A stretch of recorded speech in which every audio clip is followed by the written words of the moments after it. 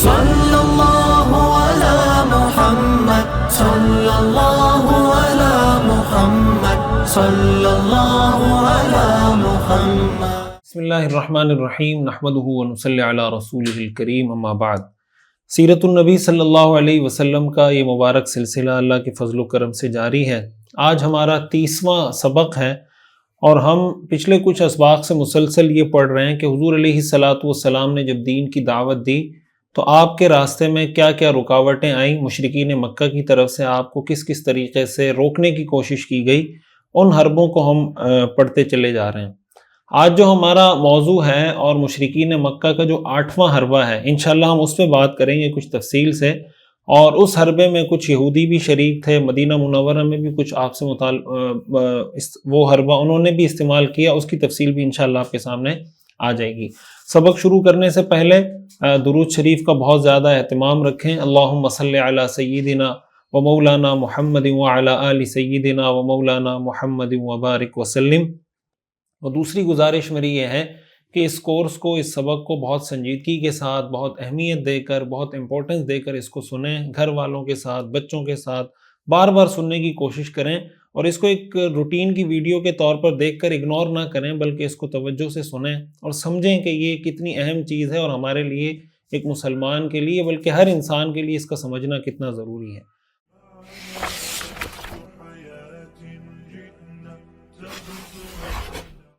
آج کا جو ہمارا موضوع ہے اور جو مشرکین مکہ کا 8واں حربہ تھا، وہ یہ تھا کہ انہوں نے حضور علیہ الصلاۃ والسلام سے بہت ہی بے ڈھنگے قسم کے مطالبات شروع کیے۔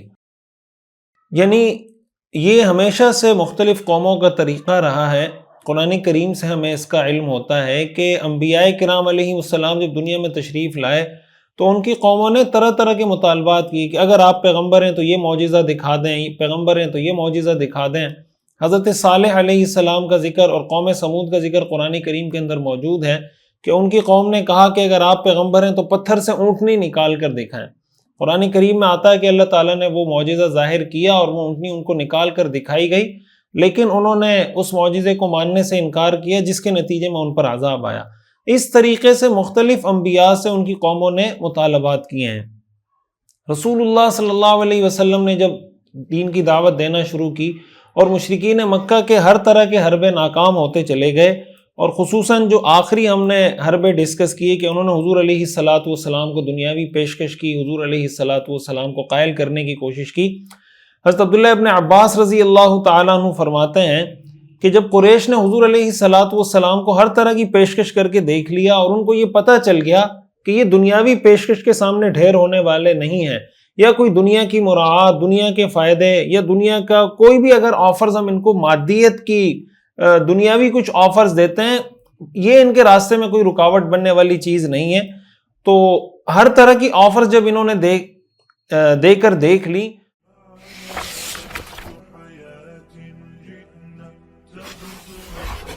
رسول اللہ صلی اللہ علیہ وسلم نے ان کو جواب دیا کہ بھائی میں جو پیغام تمہارے پاس لے کر آیا ہوں، یہ مال کمانے کے لیے، منصب حاصل کرنے کے لیے اور بادشاہت کی لالچ کے لیے نہیں یہ پیغام پیش کر رہا۔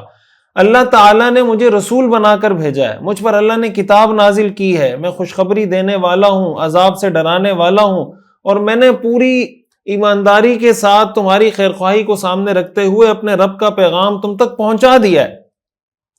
اب اگر تم میری بات قبول کرتے ہو تو دنیا اور آخرت میں یہ تمہاری خوش قسمتی کے لیے کافی ہے، اور اگر تم قبول نہیں کرتے، تم میری بات کو ریجیکٹ کر دیتے ہو، تو میں صبر کروں گا یہاں تک کہ ایک وقت آئے گا کہ اللہ میرے اور تمہارے درمیان فیصلہ کر دے۔ تو رسول اللہ صلی اللہ علیہ وسلم نے جب ہر طرح کی آفر ٹھکرا دی، اور اس میں ایک میسج قیامت تک آنے والے اسلام کی مخالفت کرنے والے، اسلام کی دشمنی کرنے والے تمام لوگوں کے لیے ایک میسج اور پیغام ہے کہ اگر یہ واقعہ حضور علیہ الصلاۃ والسلام کے ساتھ پیش نہ آیا ہوتا تو ہو سکتا ہے بعد میں آنے والے کوئی مستشرقین، اسلام کے دشمن یہ دعویٰ کرتے کہ اللہ کے رسول صلی اللہ علیہ وسلم نے یہ دعویٰ کسی بادشاہت حاصل کرنے کے لیے کیا تھا، سرداری حاصل کرنے کے لیے کیا تھا۔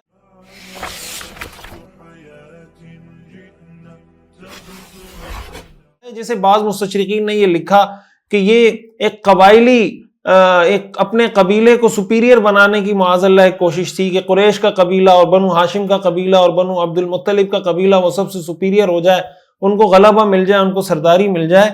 تو یہ سارے واقعات دشمنوں کی طرف سے یہ ڈیمانڈ آفر پیش کر دی گئیں.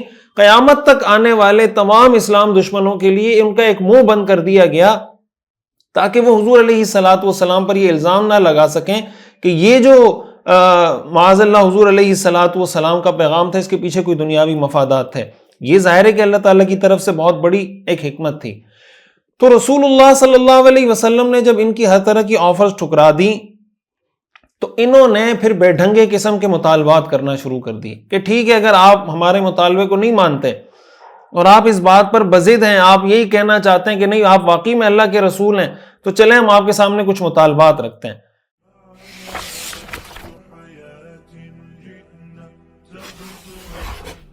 تو انہوں نے پہلا مطالبہ کیا پیش کیا کہ آپ ہمارے رستے سے پہاڑ ہٹا دیں، یہاں سے دریا جاری کریں اور مردوں کو زندہ کریں. یہ کہنے لگے کہ اگر آپ اللہ کے رسول ہیں تو یہ جو مکہ میں اتنے پہاڑ بنے ہوئے یہ ہمارے راستے سے ہٹا دیں. انہوں نے ہماری آبادی کو تنگ کیا ہوا ہے، جب یہ پہاڑ ہٹ جائیں گے ہمیں ایک میدانی جگہ مل جائے گی، رہنے کے لیے کشادہ جگہ مل جائے گی. اور دوسرا کام آپ یہی کریں کہ شام اور عراق میں جس طرح کے دریا بہ رہے ہیں، نہریں بہ رہی ہیں، آپ ہمارے لیے یہاں مکہ کے اندر سے دریا جاری کر دیں. اور تیسرا کام یہ کریں کہ جو ہمارے باپ دادا گزر چکے ہیں، جن کا انتقال ہو چکا ہے، ان کو دوبارہ زندہ کریں. اور آپ نے جن لوگوں کو زندہ کرنا ہے ان میں آپ نے قصی بن کلاب کو ضرور زندہ کرنا ہے، اس لیے کہ وہ ایک سچا شخص تھا. آپ اس کو زندہ کریں، ہم اس سے پوچھیں گے، اگر وہ کہیں کہ بھائی یہ اللہ کے پیغمبر ہیں یا نہیں، یہ ہم ان سے سوال کریں گے. یہ مطالبات انہوں نے پیش کیے کہ پہاڑ راستے سے ہٹا دیں، یہاں سے دریا جاری کریں، ہمارے مردوں کو زندہ کریں.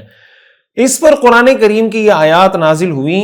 اللہ تعالیٰ ارشاد فرماتے ہیں وَلَوْ أَنَّ قُرْآنًا سُيِّرَتْ بِهِ الْجِبَالُ أَوْ قُطِّعَتْ بِهِ الْأَرْضُ أَوْ كُلِّمَ بِهِ الْمَوْتَى بَلْ لِلَّهِ الْأَمْرُ جَمِيعًا أَفَلَمْ يَيْأَسِ الَّذِينَ آمَنُوا أَن لَّوْ يَشَاءُ اللَّهُ لَهَدَى النَّاسَ جَمِيعًا وَلَا يَزَالُ الَّذِينَ كَفَرُوا تُصِيبُهُم بِمَا صَنَعُوا قَارِعَةٌ أَوْ تَحُلُّ قَرِيبًا مِّن دَارِهِمْ حَتَّى يَأْتِيَ وَعْدُ اللَّهِ إِنَّ اللَّهَ لَا يُخْلِفُ الْمِيعَادَ. اللہ تعالیٰ فرماتے ہیں کہ اگر کوئی قرآن اگر ایسا ہو کہ اس قرآن کے ذریعے پہاڑ اپنے رستے سے ہٹا دیے جائیں، لو ان قرآنا سیرت بہ الجبال او قطعت بہ الارض، یا زمین کو شق کر کے پھاڑ کر کے اس سے دریا جاری کر دیے جائیں، او کلم بہ الموتى، یا مردوں سے بات چیت بھی کروا لی جائے. بل للہ الامر جمیعا، اللہ فرماتے ہیں یہ ایمان پھر بھی نہیں لائیں گے. یعنی اگر پہاڑ بھی ہٹا دیے جائیں، دریا بھی جاری کر دیے جائیں، مردوں کو بھی زندہ کر دیا جائے، یہ ایمان لانے والے نہیں ہیں. آگے اللہ فرماتے ہیں بل للہ الامر جمیعا، بھائی اختیارات سب اللہ کے پاس ہیں. اللہ کے رسول صلی اللہ علیہ وسلم یہ فرما رہے ہیں، قرآن کے ذریعے ان کو بتایا جا رہا ہے کہ میرے پاس ایسا کوئی اختیار نہیں ہے کہ میں پہاڑ رستے سے ہٹا دوں، میں دریا جاری کر دوں، ایسا کوئی اختیار میرے پاس نہیں ہے. بل للہ الامر جمیعا. آگے اللہ تعالیٰ فرماتے ہیں افلم ییأس الذین آمنوا ان لو یشاء اللہ لہدی الناس جمیعا، کیا پھر بھی ایمان والوں نے یہ سوچ کر اپنا ذہن فارغ نہیں کر دیا کہ اگر اللہ چاہتا تو سارے ہی انسانوں کو زبردستی راہ راست پر لے آتا. اور آگے اللہ فرماتے ہیں وَلَا يَزَالُ الَّذِينَ كَفَرُوا تُصِيبُهُم بِمَا صَنَعُوا قَارِعَةٌ، کہ جن لوگوں نے کفر کیا ہے ان پر ان کے کرتوتوں کی وجہ سے، ان کی حرکتوں کی وجہ سے ہمیشہ کوئی نہ کوئی کھڑکھڑانے والی مصیبت پڑتی رہتی ہے، یا ان کی بستی کے قریب نازل ہوتی رہتی ہے، یہاں تک کہ ایک دن جس کا اللہ نے وعدہ کر رکھا ہے وہ آ کر پورا ہو جائے گا. اور یقین رکھو کہ اللہ وعدے کی خلاف ورزی نہیں کرتا. یعنی قرآن کریم کی اس آیت میں اللہ تعالیٰ نے ان کے اس مطالبے کا جواب دے دیا کہ یہ کہہ رہے ہیں پہاڑ چلائے جائیں، پہاڑوں کو ہٹایا جائے، دریا جاری کیے جائیں، مردوں کو زندہ کیا جائے. اللہ تعالیٰ فرماتے ہیں پہلے تو آپ ان کو یہ کہہ دیں کہ یہ میرے اختیار میں نہیں ہے، اس لیے کہ میں نے خدا ہونے کا، اللہ ہونے کا دعویٰ نہیں کیا، میں نے اللہ کا رسول ہونے کا دعویٰ کیا ہے، لہٰذا میرے اختیار میں ایسی کوئی چیز نہیں. بل للہ الامر جمیعا. دوسری بات اللہ تعالیٰ یہ فرما رہے ہیں کہ اگر یہ سب کچھ ہو جائے، یہ ایمان لانے والے پھر بھی نہیں ہیں. یہ پھر بھی ایمان نہیں لائیں گے۔ اور قرآن کریم میں اسی مضمون کو اللہ تعالیٰ نے کئی مقامات پر بیان کیا ہے کہ جو لوگ اس طرح کے مطالبات کر رہے ہیں، جب ان کے سامنے اتنی وضاحت سے اتنی ساری چیزیں ظاہر ہو چکی ہیں، رسول اللہ صلی اللہ علیہ وسلم کی رسالت بالکل واضح ہو چکی ہے، تو پھر کیا اپنے منہ مانگے مطالبات کہ بھائی جو مطالبہ ہم کریں گے اگر آپ وہ پیش کریں گے، اور آگے واقعے میں آپ پڑھیں گے آگے جا کے انہوں نے خود کہا کہ اگر آپ یہ سب پیش کر دیں گے ہم پھر بھی شاید ایمان نہ لائیں۔ تو قرآن کریم میں اللہ تعالیٰ نے اسی کی وضاحت کر دی۔ دوسرا اللہ تعالیٰ نے یہ بھی بتا دیا کہ بھائی تمہارا کام ہے لوگوں کو پیغام پہنچانا، تم پیغام پہنچا دو۔ اگر اللہ نے گن پوائنٹ پہ پکڑ کے سب کو زبردستی مسلمان ہی کرنا ہے تو پھر اللہ نے جنت جہنم کس لیے بنائی؟ اللہ تعالیٰ نے تو یہ آپشن، یہ اختیار اسی لیے دیا ہے کہ لوگوں کے سامنے حق بات واضح کر دی جائے اور پھر ان کو کہا جائے کہ یہ صحیح راستہ ہے، یہ غلط راستہ ہے۔ اب جو صحیح راستہ اختیار کرے گا اس کو انعام ملے گا، جو غلط راستے پہ چلے گا وہ جہنم میں جائے گا۔ اس لیے زبردستی پکڑ کر، کان سے پکڑ کر گن پوائنٹ پہ کسی کو مسلمان نہیں کیا جا سکتا۔ یہی وجہ ہے کہ قرآن کریم میں اللہ تعالیٰ نے ارشاد فرمایا لا اکراہ فی الدین، کہ آپ زبردستی کسی کو مسلمان نہیں کر سکتے، اس کی اجازت نہیں ہے اسلام میں۔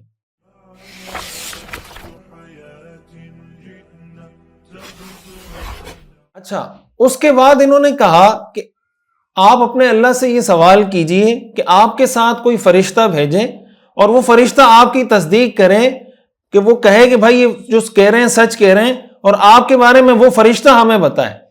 اور آپ اپنے اللہ سے یہ بھی سوال کیجئے کہ آپ کو باغات، محلات، سونے چاندی کے اتنے خزانے دے کہ آپ کو کمانے کی ضرورت نہ ہو، اور یہ جو آپ بازاروں میں جاتے ہیں کمانے کے لیے کوشش کرتے ہیں اس کی آپ کو کم از کم ضرورت نہ رہے۔ قرآن کریم سورۃ الفرقان کی آیت نمبر 7 سے لے کر 20 تک جو آیات ہیں، اللہ تعالیٰ نے قرآن کریم کی ان آیات میں ان کے اسی مطالبات، یہ جو ان کے مطالبات تھے، اس کا جواب دیا ہے۔ اللہ تعالیٰ فرماتے ہیں وقالو، اور یہ کہتے ہیں ما لہذا الرسول، یہ کیسا رسول ہے، یأکل الطعام، جو کھانا بھی کھاتا ہے، ویمشی فی الاسواق، بازاروں میں بھی چلتا پھرتا ہے، اور لولا انزل الیہ ملک فیکون معہ نذیرا، اس کے پاس کوئی فرشتہ کیوں نہیں بھیجا گیا جو اس کے ساتھ رہ کر لوگوں کو ڈراتا، یعنی یہ بھی بات کرتے فرشتہ بھی بات کرتا۔ او یلقا الیہ کنز، یا ان کی طرف کوئی خزانہ بھیجا جاتا، او تکون لہ جنت یأکل منہا، یا ان کے باغات ہوتے جس سے یہ کھاتے۔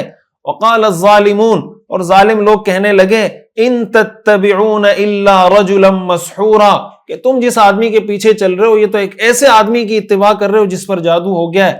اللہ تعالیٰ قرآن کریم میں فرماتے ہیں انظر، دیکھیے کیف ضربوا لک الامثال فضلوا فلا یستطیعون سبیلا، یہ تمہارے بارے میں کیسی کیسی باتیں بناتے ہیں، تو یہ ایسے بھٹکے ہیں کہ ان راستے پر آنا ان کے بس سے باہر ہے۔ آگے اللہ تعالیٰ ارشاد فرماتے ہیں تبارک الذی ان شاء جعل لک خیرا من ذلک، بلند و بالا ہے، برکت والی ہے وہ ذات کہ اگر وہ چاہے آپ کے لیے اس سے بھی بہتر پیدا کر دے۔ جنات، ایسے باغات، تجری من تحتها الانہار، جس کے نیچے نہریں بہتی ہوں، ویجعل لک قصورا، اور آپ کے لیے محلات تعمیر کر دے۔ اللہ فرماتے ہیں ان کا مسئلہ یہ نہیں ہے، بل کذبوا بالساعہ، ان کا مسئلہ یہ کہ قیامت کو جھٹلاتے ہیں۔ وَأَعْتَدْنَا لِمَنْ كَذَّبَ بِالسَّاعَةِ سَعِيرًا، اور جو لوگ قیامت کا انکار کرتے ہیں ان کے لیے ہم نے دہکتی ہوئی بھڑکتی ہوئی آگ تیار کر رکھی ہے۔ آگے قرآن کریم کی یہ ساری آیات ہیں جو میں نے آپ کو بتایا سورہ فرقان کی آیت نمبر 20 تک، اور اگر آپ آیت نمبر 20 کو دیکھیں، اللہ تعالیٰ آیت نمبر 20 کے اندر ارشاد فرماتے ہیں وَمَا أَرْسَلْنَا قَبْلَكَ مِنَ الْمُرْسَلِينَ، اے پیغمبر ہم نے آپ سے پہلے بھی جتنے رسول بھیجے ہیں إِلَّا إِنَّهُمْ لَيَأْكُلُونَ الطَّعَامَ، وہ سارے پیغمبر کھانا بھی کھاتے تھے، وَيَمْشُونَ فِي الْأَسْوَاقِ، بازاروں میں بھی چلتے پھرتے تھے، وَجَعَلْنَا بَعْضَكُمْ لِبَعْضٍ فِتْنَةً أَتَصْبِرُونَ، اللہ تعالیٰ فرماتے ہیں ہم نے تم میں سے بعض کو بعض کے لیے آزمائش مقرر کر دیا، یعنی تم میں سے بعض کے ذریعے بعض کی آزمائش ہوتی ہے۔ آگے اللہ تعالیٰ فرماتے ہیں اتصبرون، تم بتاؤ کیا تم صبر کرو گے؟ وَكَانَ رَبُّكَ بَصِيرًا، اور تمہارا رب سب کچھ دیکھ رہا ہے۔ اللہ تعالیٰ نے ان کی اس بات کا جواب دے دیا کہ یہ جو تم کہتے ہو کہ یہ کیسا رسول ہے، کھانا بھی کھا رہا ہے بازاروں میں بھی، یعنی اپنی ضروریات پوری کرنے کے لیے ان کو بھی ایسے ہی کمانا پڑتا ہے جیسے ہمیں کمانا پڑتا ہے، ان کو بھی بازاروں میں جانا پڑتا ہے، ان کو بھی کھانا کھانا پڑتا ہے، تو رسول کو تو کچھ الگ سے ہونا چاہیے۔ اللہ تعالیٰ فرما رہے ہیں کہ میں نے شروع سے لے کر رسول اللہ صلی اللہ علیہ وسلم تک جتنے پیغمبر بھیجے سب کھانا بھی کھاتے تھے اور سب بازاروں میں بھی جاتے تھے. اس لیے تمہارا یہ مطالبہ پیش کرنا یا اس چیز کو معیار بنانا کہ اگر کوئی شخص یہ رسول ہیں تو ان میں یہ چیزیں نہیں ہوتی، یہ تمہارے خود ساختہ من گھڑت اپنی طرف سے بنائے ہوئے معیارات اور سٹینڈرڈز ہیں. تو اپنے معیارات اور اپنے سٹینڈرڈز پر حق اور باطل کو پرکھنا کہ اگر یہ مطالبہ پورا ہوگا، میرے اس سٹینڈرڈ کے مطابق یہ چیز ہوگی تو میں اس کو صحیح مانوں گا، نہیں تو نہیں مانوں گا. اللہ تعالیٰ نے فرمایا کہ تمہارا یہ سٹینڈرڈ چلنے والا نہیں ہے.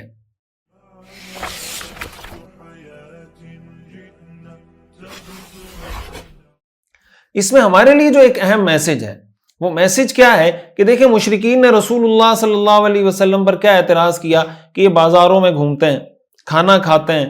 اس میں ہمارے لیے میسج یہ ہے کہ آج بہت سے دینداروں کا یا بہت سے لوگوں کا دینداروں کے بارے میں یا علماء کے بارے میں یا نیک لوگوں کے بارے میں یہ تصور ہے کہ نیک آدمی وہ ہوتا ہے جو بازار نہیں جاتا، نیک آدمی وہ ہوتا ہے جس کا بازاروں میں آنا جانا نہیں ہوتا. تو بھائی پیغمبروں سے زیادہ نیک کون ہوتا ہے؟ تو ظاہر ہے کہ جس طرح عام انسان ہے، جو نیک لوگ ہوتے ہیں وہ بھی عام انسان ہوتے ہیں. میں نے کسی جگہ پڑھا، بڑا اچھا ایک مقولہ تھا کہ دیکھیں جو نیک لوگ ہوتے ہیں نا وہ کھلے عام گناہ نہیں کرتے، یعنی اپنے گناہوں کا اعلان نہیں کرتے یا کھلے عام اللہ کی نافرمانی کا اظہار نہیں کرتے جس سے بغاوت کا اظہار ہو رہا ہو. گناہ ان سے بھی ہوتے ہیں اور جو گناہ ہوتے ہیں اس پر اصرار نہیں کرتے، گناہ ہو جاتا ہے تو اللہ سے توبہ کر لیتے ہیں. جو ہمیں گناہگار نظر آ رہے ہوتے ہیں ان کا مسئلہ یہ ہوتا ہے کہ وہ کھلے عام گناہ کر رہے ہوتے ہیں. ظاہر ہے کہ اسلام میں ہمیں اس چیز سے منع کیا گیا ہے. اسلام میں ہمیں یہ کھلے عام جو گناہ کیا جاتا ہے اس کو بغاوت سے تعبیر کیا گیا ہے، گویا سرکشی ہے. حدیث شریف میں آتا ہے نا، رسول اللہ صلی اللہ علیہ وسلم نے ارشاد فرمایا کل امتی معافا الا المجاہرین، میری امت کے سب لوگوں کو معاف کر دیا جائے گا سوائے ان لوگوں کے جو علی الاعلان کھلے عام گناہ کرتے ہیں. تو گناہ بھائی نیک لوگوں سے بھی ہوتے ہیں، انبیاء معصوم ہوتے ہیں، نیک لوگوں سے بھی گناہ ہوتے ہیں اور جن کو ہم گناہگار سمجھتے ہیں ان سے بھی گناہ ہوتے ہیں. تو یہ جو ہمارا تصور ہے نا کہ بازاروں میں کیوں جا رہے ہیں، گاڑیوں میں کیوں بیٹھ رہے ہیں، جہاز میں کیوں سفر کر رہے ہیں، جناب موٹر سائیکل پہ کیوں جا رہے ہیں، سائیکل پہ کیوں جا رہے ہیں، پراڈوں میں کیوں جا رہے ہیں، بازاروں، یہ جو سارے تصورات ہیں اس کا کسی آدمی کے صحیح یا غلط ہونے سے کوئی لینا دینا نہیں. میں اس کی تفصیل انشاءاللہ آگے عرض کروں گا. لیکن یہ جو ہمارے ہاں تصور پایا جاتا ہے کہ بزرگ آدمی وہ ہوگا، نیک آدمی وہ ہوگا، اللہ والا وہ ہوگا جو کسی خانقاہ میں بیٹھا ہوا ہو، جس کو نہ دنیا کا پتہ، نہ دنیا کے بازاروں کا پتہ، نہ دنیا کے مسائل کا پتہ، نہ معاشرے کے مسائل کا پتہ، بس بیٹھ کے اللہ اللہ کرتا رہے، یہ تو بزرگ ہے. لیکن جو آدمی ایکٹیولی معاشرے میں رہ کر معاشرے کے مسائل کو سمجھ کر اس کے حل کے لیے کوشش کرے، لوگوں کے ساتھ گھل مل کر رہے، تو ہمارے ذہن میں یہ تصور ہی نہیں بنتا کہ یار یہ بھی کوئی بزرگ ہو سکتا ہے.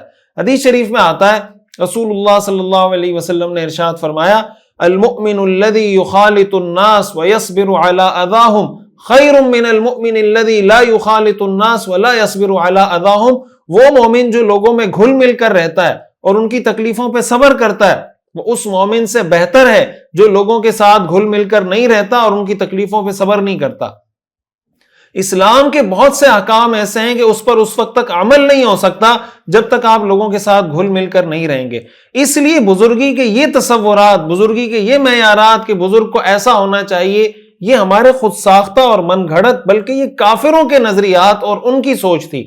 تو آج کے مسلمان کی کم از کم یہ سوچ نہیں ہونی چاہیے. آپ کو اگر کوئی مولوی صاحب، امام صاحب، مفتی صاحب، کوئی نیک آدمی، کوئی حاجی، کوئی بزرگ بازار میں نظر آئے تو آپ کو اگر حیرت کا جھٹکا لگ رہا ہے نا، اس کا مطلب یہ کہ آپ کے ذہن میں دین کا جو تصور ہے یہ وہ تصور ہے جو مشرکین مکہ کے ذہن میں تھا.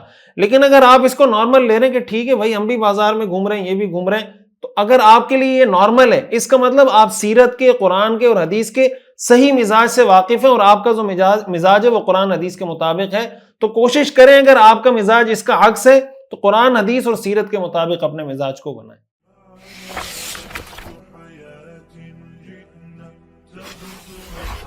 اسی کے ساتھ ساتھ انہوں نے ایک اور مطالبہ بھی کیا، یعنی اپنی انہی مطالبات کی جو فہرست تھی اس میں انہوں نے کہا کہ اگر تمہارا رب واقعی اس پر قدرت رکھتا ہے جو تم کہتے ہو تو پھر ہم پر آسمان گرا کر دکھا دو، ہم دیکھ لیتے ہیں. تم کہتے ہو کہ عذاب آ جائے گا، عذاب آ جائے گا، تو ذرا عذاب لا کے دکھا دو. ایک نے کہا کہ بھائی ہم تو فرشتوں کی عبادت کرتے ہیں، فرشتے اللہ کی بیٹیاں ہیں. ایک کہنے لگا کہ ہم اس وقت تک ایمان نہیں لائیں گے جب تک اللہ اور فرشتے ہمارے سامنے آ کر خود ہمیں نہ کہیں کہ بھئی تم ایمان لے آؤ. مطلب آپ ان کی سوچ دیکھیں، ان کے سٹینڈرڈز و معیارات دیکھیں۔ قرآن کریم کی آیات سے یہ بات معلوم ہوتی ہے کہ رسول اللہ صلی اللہ علیہ وسلم کے ذہن میں آپ کو بعض اوقات محسوس ہوتا کہ اگر ان کا یہ مطالبہ پورا ہو جائے تو ہو سکتا ہے یہ ایمان لے آئیں۔ آپ علیہ الصلوۃ والسلام کو یہ خیال ہوتا تھا کہ اگر ان کے یہ مطالبات اللہ تعالیٰ کی طرف سے پورے کر دیے جائیں تو اللہ تعالیٰ نے حضور علیہ الصلوۃ والسلام کو تسلی دینے کے لیے، آپ کو وضاحت سے سمجھانے کے لیے اللہ تعالیٰ نے قرآن کریم کی کئی آیات اس پر نازل کی۔ قرآن کریم میں اللہ تعالیٰ نے ارشاد فرمایا وَإِن كَانَ كَبُرَ عَلَيْكَ إِعْرَاضُهُمْ، اگر ان لوگوں کا منہ موڑنا آپ کو بھاری لگتا ہے کہ یار یہ میری بات نہیں سن رہے، مطالبات کر رہے ہیں، تو اگر ہو سکتا ہے مطالبات پورے ہو جائیں تو یہ میری بات مان لیں۔ اللہ تعالیٰ فرماتے ہیں وَإِن كَانَ كَبُرَ عَلَيْكَ إِعْرَاضُهُمْ، کہ اگر ان کا منہ موڑنا آپ پر بھاری ہے، فَإِنِ اسْتَطَعْتَ أَن تَبْتَغِيَ نَفَقًا فِي الْأَرْضِ أَوْ سُلَّمًا فِي السَّمَاءِ فَتَأْتِيَهُمْ بِآيَةٍ، اللہ تعالیٰ فرماتے ہیں اگر تم زمین کے اندر جانے کے لیے کوئی سرنگ یا آسمان پر چڑھنے کے لیے کوئی سیڑھی ڈھونڈ سکتے ہو اور ان کے پاس ان کا منہ مانگا معجزہ لے کر آ جاؤ، وَلَوْ شَاءَ اللَّهُ لَجَمَعَهُمْ عَلَى الْهُدَى، اگر اللہ چاہتا تو ان سب کو ہدایت پر جمع کر دیتا، فَلَا تَكُونَنَّ مِنَ الْجَاهِلِينَ، لہٰذا تم نادانوں میں شامل مت ہو۔ یعنی اگر یہ سب کچھ مطالبات پورے کر دیے جائیں، یہ ایمان لانے والے پھر بھی نہیں ہیں، لہٰذا ان کے یہ مطالبات پورے کرنا نہ کرنا اس سے ان کو کوئی فرق پڑنے والا نہیں ہے۔ دوسری بات جو میں پہلے بتا چکا کہ اللہ تعالیٰ نے فرمایا کہ یہ میں نے آپشن دیے ہیں، آپشن اسی لیے دیے ہیں کہ اپنی مرضی سے انسان راہ راست کو اختیار کرے اور اپنی مرضی سے غلط راستے کو اختیار کرے تاکہ پھر اسی حساب سے اس کا انجام ہو۔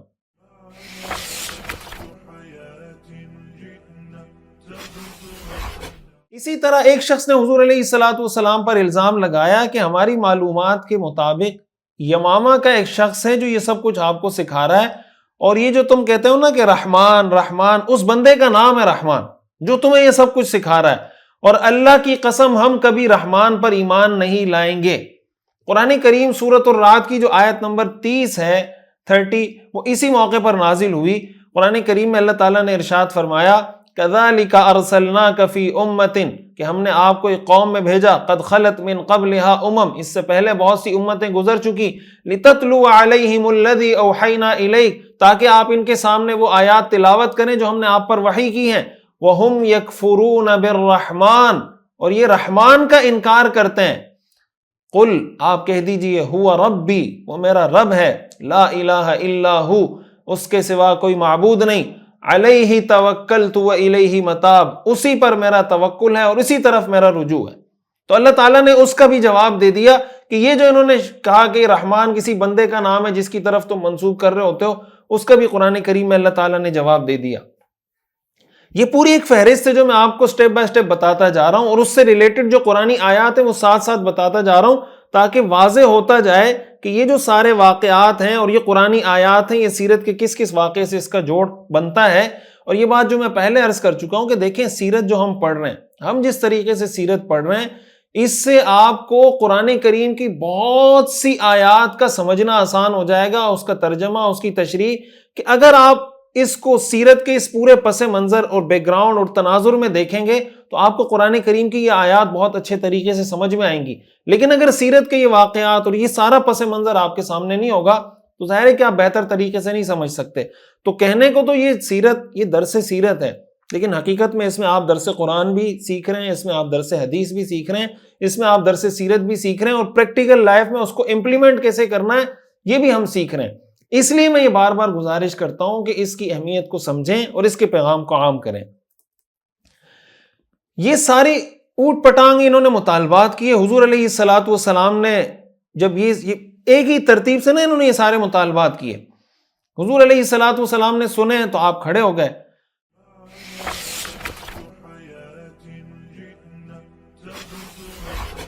عبداللہ ابن ابی امیہ یہ بھی انہی لوگوں میں شامل تھے جو مطالبات کر رہے تھے۔ یہ حضور علیہ الصلوۃ والسلام کے پھوپھی زاد بھائی ہیں، حضرت عاتکہ بنت عبد المطلب کے بیٹے ہیں، اور حضور علیہ الصلوۃ والسلام کے شدید ترین دشمنوں میں سے ہیں، اور یہ فتح مکہ سے کچھ عرصہ پہلے انہوں نے اسلام قبول کر لیا تھا، بہرحال صحابی ہیں بعد میں، لیکن اس وقت یہ چونکہ اسلام کے دشمن تھے۔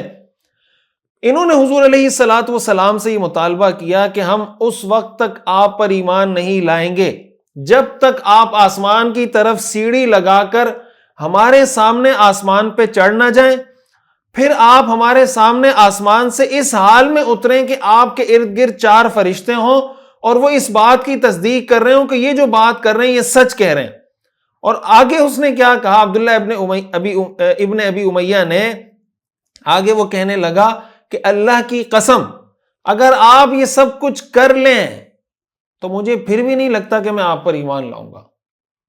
یعنی آپ سیڑھی لگائیں، آسمان پہ چڑھیں، آسمان سے ہمارے سامنے اتریں، 4 فرشتوں کو لے کر آئیں، وہ آپ کی تصدیق کریں، پھر بھی مجھے نہیں لگتا کہ میں ایمان لے آؤں گا۔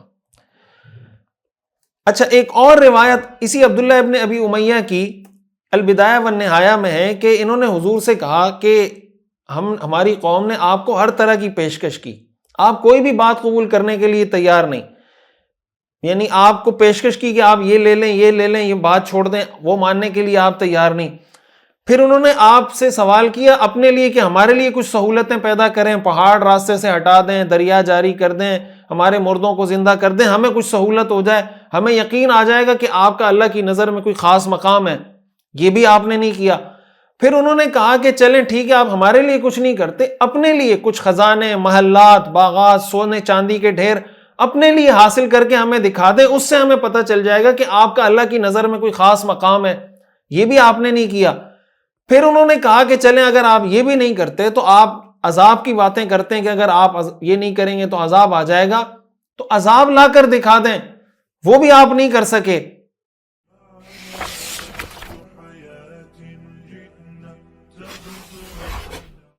پھر یہ کہنے لگے کہ اللہ کی قسم میں اس وقت تک آپ پر ایمان نہیں لاؤں گا یہاں تک کہ آپ سیڑھی لگائیں، آسمان پر چڑھیں اور میں آپ کو دیکھ رہا ہوں ہمارے سامنے، ہماری آنکھوں کے سامنے۔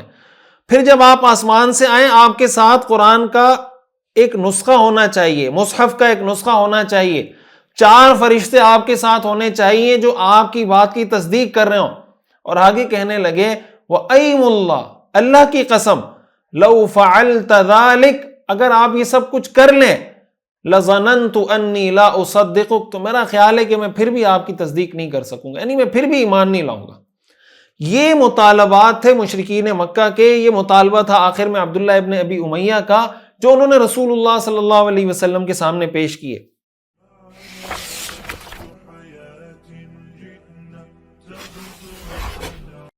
یہ جو انہوں نے مطالبہ کیا کہ ہم آپ پر ایمان نہیں لائیں گے یہاں تک کہ آپ ہمارے لیے زمین سے چشمے جاری کر دیں، قرآن کریم سورۃ الاسراء کی جو آیات ہیں اللہ تعالیٰ نے ان کے اندر اس کا تفصیلی ذکر کیا ہے۔ اللہ تعالیٰ ارشاد فرماتے ہیں وَقَالُوا، یہ کہتے ہیں لَن نُؤْمِنَ لَكَ، ہم اس وقت تک آپ پر ایمان نہیں لائیں گے حَتَّى تَفْجُرَ لَنَا مِنَ الْأَرْضِ يَنبُوعًا، یہاں تک کہ آپ زمین کو پھاڑ کر ہمارے لیے چشمے جاری نہ کر دیں، اَوْ تَكُونَ لَكَ جَنَّةٌ مِّن نَخِيلٍ وَعِنَبٍ، یا تمہارے لیے کھجوروں اور انگوروں کے باغات ہوں، فَتُفَجِّرَ الْأَنْهَارَ خِلَالَهَا تَفْجِيرًا، اور تم اس کے بیچوں بیچ زمین کو پھاڑ کر ہمارے سامنے نہریں جاری کرو، او تسقط السماء كما زعمت علينا كسفا، یا تم جیسے دعوے کرتے ہو آسمان کے ٹکڑے ٹکڑے کر کے ہم پر گرا دو، او تأتی بالله والملائکۃ قبیلا، یا فرشتوں کو اور اللہ کو ہمارے سامنے لے کر آ جاؤ، او یکون لک بیت من زخرف، یا تمہارے لیے سونے کا ایک گھر ہو،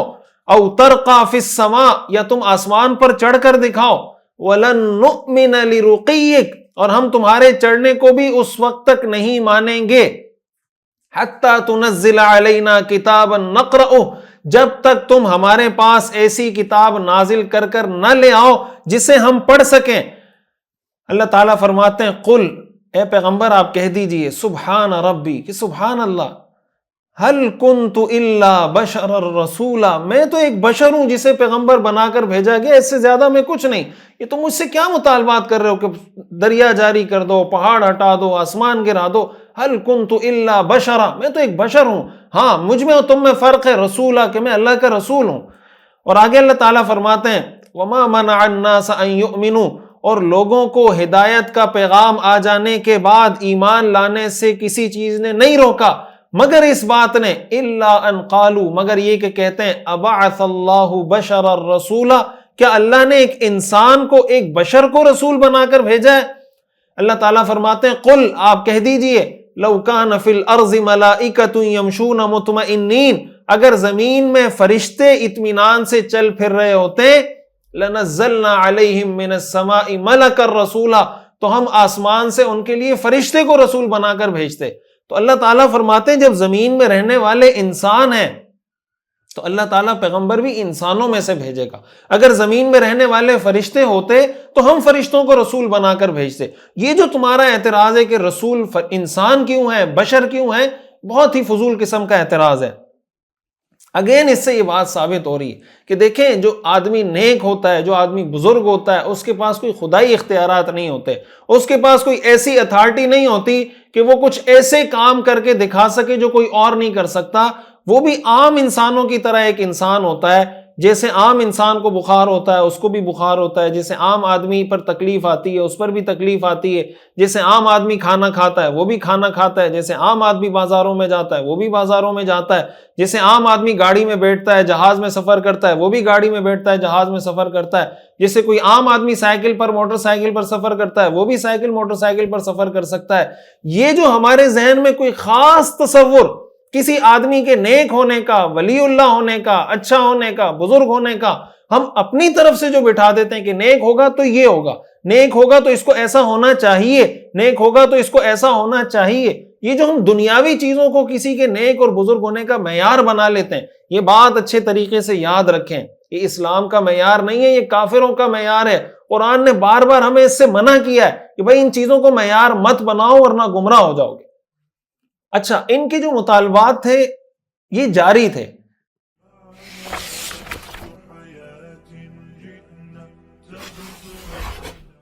ایک مطالبہ انہوں نے حضور علیہ الصلوۃ والسلام کے پاس آ کر یہ کیا کہ اگر آپ اللہ کے رسول ہیں تو صفا کا جو پہاڑ ہے اس کو سونے کا بنا کر دکھائیں، اور ہمارے راستے میں آنے والے تمام پہاڑ ختم کر دیں، ہم یہاں کھیتی باڑی کریں گے۔ جب حضور علیہ الصلوۃ والسلام سے انہوں نے یہ مطالبات کیے، جب یہ سارے مطالبات کیے تو حضور علیہ الصلوۃ والسلام نے کو اللہ تعالیٰ کی طرف سے 2 آپشن دیے گئے کہ یا تو آپ ان کو ٹال دیں، اور اگر آپ چاہتے ہیں کہ یہ معجزات جو یہ مطالبہ کر رہے ہیں ہم ان کو دکھا دیں، تو اگر پھر یہ انکار کریں گے تو یہ بھی پھر ایسے ہی ہلاک ہوں گے جیسے پچھلی امتوں نے معجزات کا مطالبہ کیا، ان کو معجزات دیے گئے، پھر وہ نہیں مانے، ان پر اللہ کا عذاب آیا، تو ان پر بھی اللہ کا عذاب آئے گا۔ تو آپ بتائیں کہ آپ کو کون سا آپشن چاہیے؟ تو حضور علیہ الصلوۃ والسلام نے فرمایا کہ مجھے یہی آپشن پسند ہے کہ یہ معجزات نہ دکھائے جائیں لیکن میری امت پر عذاب نہ آئے۔ آپ دیکھیں حضور علیہ الصلوۃ والسلام کی اس امت کے ساتھ رحمت، شفقت، کہ اگر آپ یہ چاہتے کہ بھائی اگر آپ اپنی ذاتی حیثیت منوانا چاہتے تو آپ یہ کہتے کہ بھائی معجزات دکھا دیں، یہ نہیں مانتے تو ہلاک ہو جائیں، اور اگر یہ معجزات نہیں دکھائے جا رہے تو ہو سکتا ہے ان کے ذہن میں آئے کہ بھائی یہ جو شخص دعویٰ کر رہے ہیں یہ سچے نہیں ہیں، یہ جھوٹے معاذ اللہ۔ تو حضور علیہ الصلوۃ والسلام کی شخصیت پہ اس سے حرف آ رہا تھا، لیکن آپ نے اس کو گوارا کیا کہ ٹھیک ہے اگر یہ مجھے کچھ کہتے ہیں، مجھے یہ سمجھتے ہیں کہ یار یہ صحیح دعویٰ نہیں کر رہا، کچھ بھی میرے بارے میں دعویٰ کرتے ہیں کہتے ہیں، وہ میرے لیے ایکسیپٹیبل ہے، لیکن اس وجہ سے میری قوم پر، میری امت پر عذاب آ جائے، یہ حضور علیہ الصلوۃ والسلام کے لیے ایکسیپٹیبل نہیں تھا۔ وما ارسلناک الا رحمۃ للعالمین قد جاءکم رسول من انفسکم عزیز علیہ ما عنتم، اللہ فرماتے ہیں تمہارے پاس اللہ کی طرف سے ایسا رسول آیا ہے کہ جس چیز سے تم مشقت میں پڑتے ہو، جس چیز سے تمہیں تکلیف ہوتی ہے، اس پیغمبر کے لیے وہ چیز بہت بھاری ہوتی ہے۔ حریص علیکم، اور تمہارے لیے بہت زیادہ حریص ہیں، بالمؤمنین رؤوف رحیم، مومنوں کے لیے بڑے رحم دل، بڑے نرم۔ یہ رسول اللہ صلی اللہ علیہ وسلم کی اس امت کے ساتھ شفقت اور رحمت تھی، اور آج یہ امت اپنے پیغمبر کو بھلا چکی، ان کے طریقوں کو بھلا چکی، ان کی سنتوں کو، ان کی سیرت کو بھلا چکی۔ اس کوشش کے ساتھ، یہ کوشش جو کی جا رہی ہے اسی لیے کی جا رہی ہے کہ ہم دوبارہ اپنے پیغمبر کے ساتھ کنیکٹ کریں، ان کے ساتھ جو ہمارا رابطہ، ہم جو ڈسکنیکٹ ہو گئے، ہم دوبارہ اپنے رابطے کو اللہ کے رسول کے ساتھ جوڑیں تاکہ ہم حقیقی معنوں میں کامیابی حاصل کر سکیں۔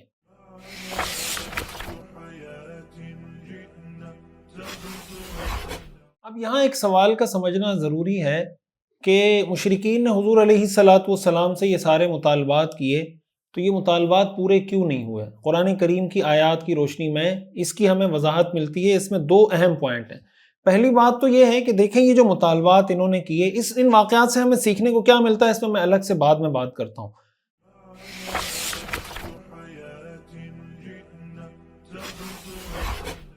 پہلی بات یہ کہ انہوں نے جو مطالبات کیے تھے یہ کوئی حق کو سمجھنے کے لیے نہیں کیے تھے، بلکہ یہ محض دشمنی میں اور حسد کی وجہ سے اور بغض کی وجہ سے اور عداوت کی وجہ سے کہ بھئی کسی طرح سامنے والے کو نیچا دکھانا ہے، کوئی ایسی ڈیمانڈ کر دو، کوئی ایسا مطالبہ کر دو کہ بس کسی طرح یہ چپ ہو جائے اور ہم یہ ثابت کر سکیں کہ دیکھیں ہم نے یہ مطالبہ کیا تھا، انہوں نے پورا نہیں کیا، اس لیے ہم ایمان نہیں لا رہے۔ قرآن کریم میں اللہ تعالیٰ نے اس کی وضاحت کی ہے کئی آیات میں، کچھ آیات تو میں نے آپ کے سامنے پڑھی۔ 8واں پارہ جہاں سے شروع ہوتا ہے اللہ تعالیٰ ارشاد فرماتے ہیں وَلَوْ أَنَّنَا نَزَّلْنَا إِلَيْهِمُ الْمَلَائِكَةَ، اگر بالفرض ہم ان کے پاس فرشتے بھیج دیں، وَكَلَّمَهُمُ الْمَوْتَى، اور مردوں کو زندہ کریں، مردے ان سے باتیں کریں، وَحَشَرْنَا عَلَيْهِمْ كُلَّ شَيْءٍ قُبُلًا، اور ہر چیز ان کے سامنے لا کر، کھلی آنکھوں ان کے سامنے لا کر رکھ دیں، مَا كَانُوا لِيُؤْمِنُوا، اللہ فرماتے ہیں یہ تب بھی ایمان نہیں لائیں گے۔ ظاہر اللہ تعالیٰ عالم الغیب ہیں، تو یہ جو مطالبات ہیں تو اس سے معلوم ہوتا ہے کہ جو مطالبات کرنے والے، اس طرح کے مطالبات کرنے والے لوگ ہوتے ہیں وہ بات ماننے کے لیے مطالبہ نہیں کرتے، سامنے والے کو چپ کرانے کے لیے مطالبہ کرتے ہیں۔ اللہ فرماتے ہیں وَلَوْ أَنَّنَا نَزَّلْنَا إِلَيْهِمُ الْمَلَائِكَةَ، اگر ہم فرشتے نازل کر دیں، وَكَلَّمَهُمُ الْمَوْتَى، مردے اٹھ کر ان سے بات کریں، حشرنا علیہم کل شیء قبلا، ساری چیزیں ان کے سامنے رکھ دیں، ما کانوا لیؤمنوا، یہ ایمان لانے والے نہیں ہیں، الا ان یشاء اللہ، مگر یہ کہ اللہ چاہے، ولکن اکثرهم یجہلون، اکثر لوگ یہ جو باتیں کر رہے ہیں یہ جہالت کی باتیں ہیں۔ سورۃ الحجر کے اندر اللہ تعالیٰ ارشاد فرماتے ہیں وَلَوْ فَتَحْنَا عَلَيْهِمْ بَابًا مِّنَ السَّمَاءِ فَظَلُّوا فِيهِ يَعْرُجُونَ لَقَالُوا انما سکرت ابصارنا بل نحن قوم مسحورون، اللہ فرماتے ہیں اگر ہم ان کے لیے آسمان سے کوئی دروازہ کھول دیں اور وہ دن کی روشنی میں اس دروازے پر چڑھتے چلے جائیں، تب بھی یہ لوگ کیا کہیں گے، انما سکرت ابصارنا، کہ ہماری نظر بندی کر دی گئی، بل نحن قوم مسحورون، ہم پہ جادو ہو گیا، ہم جادو کے اثر میں آئے ہیں۔ یعنی اگر یہ سب کچھ دکھا دیا جائے تب بھی ان کا ری ایکشن یہ ہونا ہے کہ انہوں نے ماننا نہیں ہے۔ یہ بات میں پچھلے سبق میں بتا چکا ہوں کہ میں نہ مانوں اس کا کوئی علاج نہیں۔ جب آپ یہ طے کر لیتے ہیں کہ میں نے یہ بات نہیں ماننی، دنیا کی کوئی طاقت آپ کو تسلیم نہیں کروا سکتی، پھر آپ اس کے لیے ہزار بہانے ڈھونڈیں گے، آپ کو اپنی دلیل لاجیکل بھی لگے گی، ریشنل بھی لگے گی، معقول بھی لگے گی، صحیح بھی لگے گی، آپ اس کے لیے ہزار بہانے بھی تلاش کریں گے۔ جب ایک انسان یہ فیصلہ کر لے کہ میں نے حق بات کو تسلیم نہیں کرنا، تو کوئی اس کو تسلیم نہیں کروا سکتا۔ اسی لیے ہمیں بار بار کہا گیا اہدنا الصراط المستقیم، اہدنا الصراط المستقیم، اہدنا الصراط المستقیم۔ ایک انسان کا مزاج یہ نہیں ہونا چاہیے کہ اس کے سامنے حق کی بات آئے وہ اس کو ٹھکرا دے۔ ایک مسلمان کا مزاج یہ ہونا چاہیے کہ جب حق کی بات آئے وہ اس کو قبول کرے۔ حدیث شریف میں آتا ہے رسول اللہ صلی اللہ علیہ وسلم نے ارشاد فرمایا، تکبر کرنے والا جس کے دل میں رائی کے دانے کے برابر تکبر ہوگا وہ جنت میں داخل نہیں ہوگا۔ صحابہ نے فرمایا کہ ہم میں سے ہر آدمی چاہتا ہے کہ اس کے کپڑے اچھے ہوں، اس کا لباس اچھا ہو، اس کے جوتے اچھے ہوں، تو اس کا مطلب تو یہ کہ ہمارے دل میں تکبر ہے۔ آپ نے فرمایا نہیں، تکبر اس کو نہیں کہتے، غمط الناس و بطر الحق، لوگوں کو اپنے سے کم تر سمجھنا اور حق بات آ جانے کے بعد اس کو رد کر دینا، ریجیکٹ کر دینا، یہ تکبر ہے کہ حق بات آ رہی ہے، آپ کی سمجھ میں بھی آ رہی ہے، لیکن آپ نے فیصلہ کیا ہوا ہے کہ میں نے نہیں ماننا، اس لیے کہ یہ میرے مسلک کے، میرے فرقے کے، میرے جناب نظریے کے، فلاں کے فلاں کے فلاں، کوئی بھی آپ نے لنک جوڑا ہوا ہے کہ چونکہ اس سے یہ متصادم ہے اس لیے میں نے ایکسیپٹ نہیں کرنا۔ اللہ فرماتے ہیں، رسول اللہ صلی اللہ علیہ وسلم نے فرمایا کہ یہ اصل تکبر ہے۔ تو ان کے جتنے مطالبات تھے، پہلی بات تو یہ ہے کہ یہ سارے مطالبات ضد پر مبنی تھے۔ سورہ فرقان کی آیت نمبر 21 کے اندر بھی اللہ تعالیٰ نے ان کے اس مطالبے کا ذکر کیا ہے کہ یہ کہتے ہیں ہم پہ فرشتے کیوں نہیں اترتے اور جناب ہم براہ راست اپنے رب کو کیوں نہیں دیکھ سکتے۔ یہ سارے ان مطالبات کا اللہ تعالیٰ نے قرآن کریم کی ان آیات میں جواب دے دیا ہے۔ قرآن کریم کی ایک اور آیت میں اللہ تعالیٰ ارشاد فرماتے ہیں وَأَقْسَمُوا بِاللَّهِ جَهْدَ أَيْمَانِهِمْ، ان لوگوں نے بڑی زوردار قسمیں کھا رکھی ہیں، لَإِن جَاءَتْهُمْ آیَةٌ لَيُؤْمِنُنَّ بِهَا، کہ اگر ان کے پاس واقعی کوئی نشانی جو ہم مانگ رہے ہیں آ جاتی ہے تو ہم ضرور ایمان لائیں گے۔ اللہ فرماتے ہیں قل آپ کہہ دیجئے انما الآیات عند اللہ کہ نشانیاں معجزات کا اختیار سب اللہ کے پاس ہے. وما یشعرکم انہا اذا جاءت لا یؤمنون. اللہ فرماتے ہیں مسلمانوں تمہیں کیا پتا کہ اگر وہ سارے معجزے آ گئے یہ تب بھی ایمان لانے والے نہیں ہیں. وَنُقَلِّبُ أَفْئِدَتَهُمْ وَأَبْصَارَهُمْ كَمَا لَمْ يُؤْمِنُوا بِهِ أَوَّلَ مَرَّةٍ وَنَذَرُهُمْ فِي طُغْيَانِهِمْ يَعْمَهُونَ. اللہ فرماتے ہیں جب انہوں نے یہ فیصلہ کر لیا ہے کہ ہم نے ایمان نہیں لانا اور یہ مطالبات صرف ضد کی وجہ سے کرنے ہیں تو ہم بھی کہتے ہیں کہ یہ بھٹکتے ہیں تو بھٹکتے ہی رہیں. تو پہلی وجہ کہ ان کے جو مطالبات تھے وہ ضد پر دشمنی پر مبنی تھے، اللہ تعالیٰ نے قرآن کریم میں اس کی وضاحت کر دی.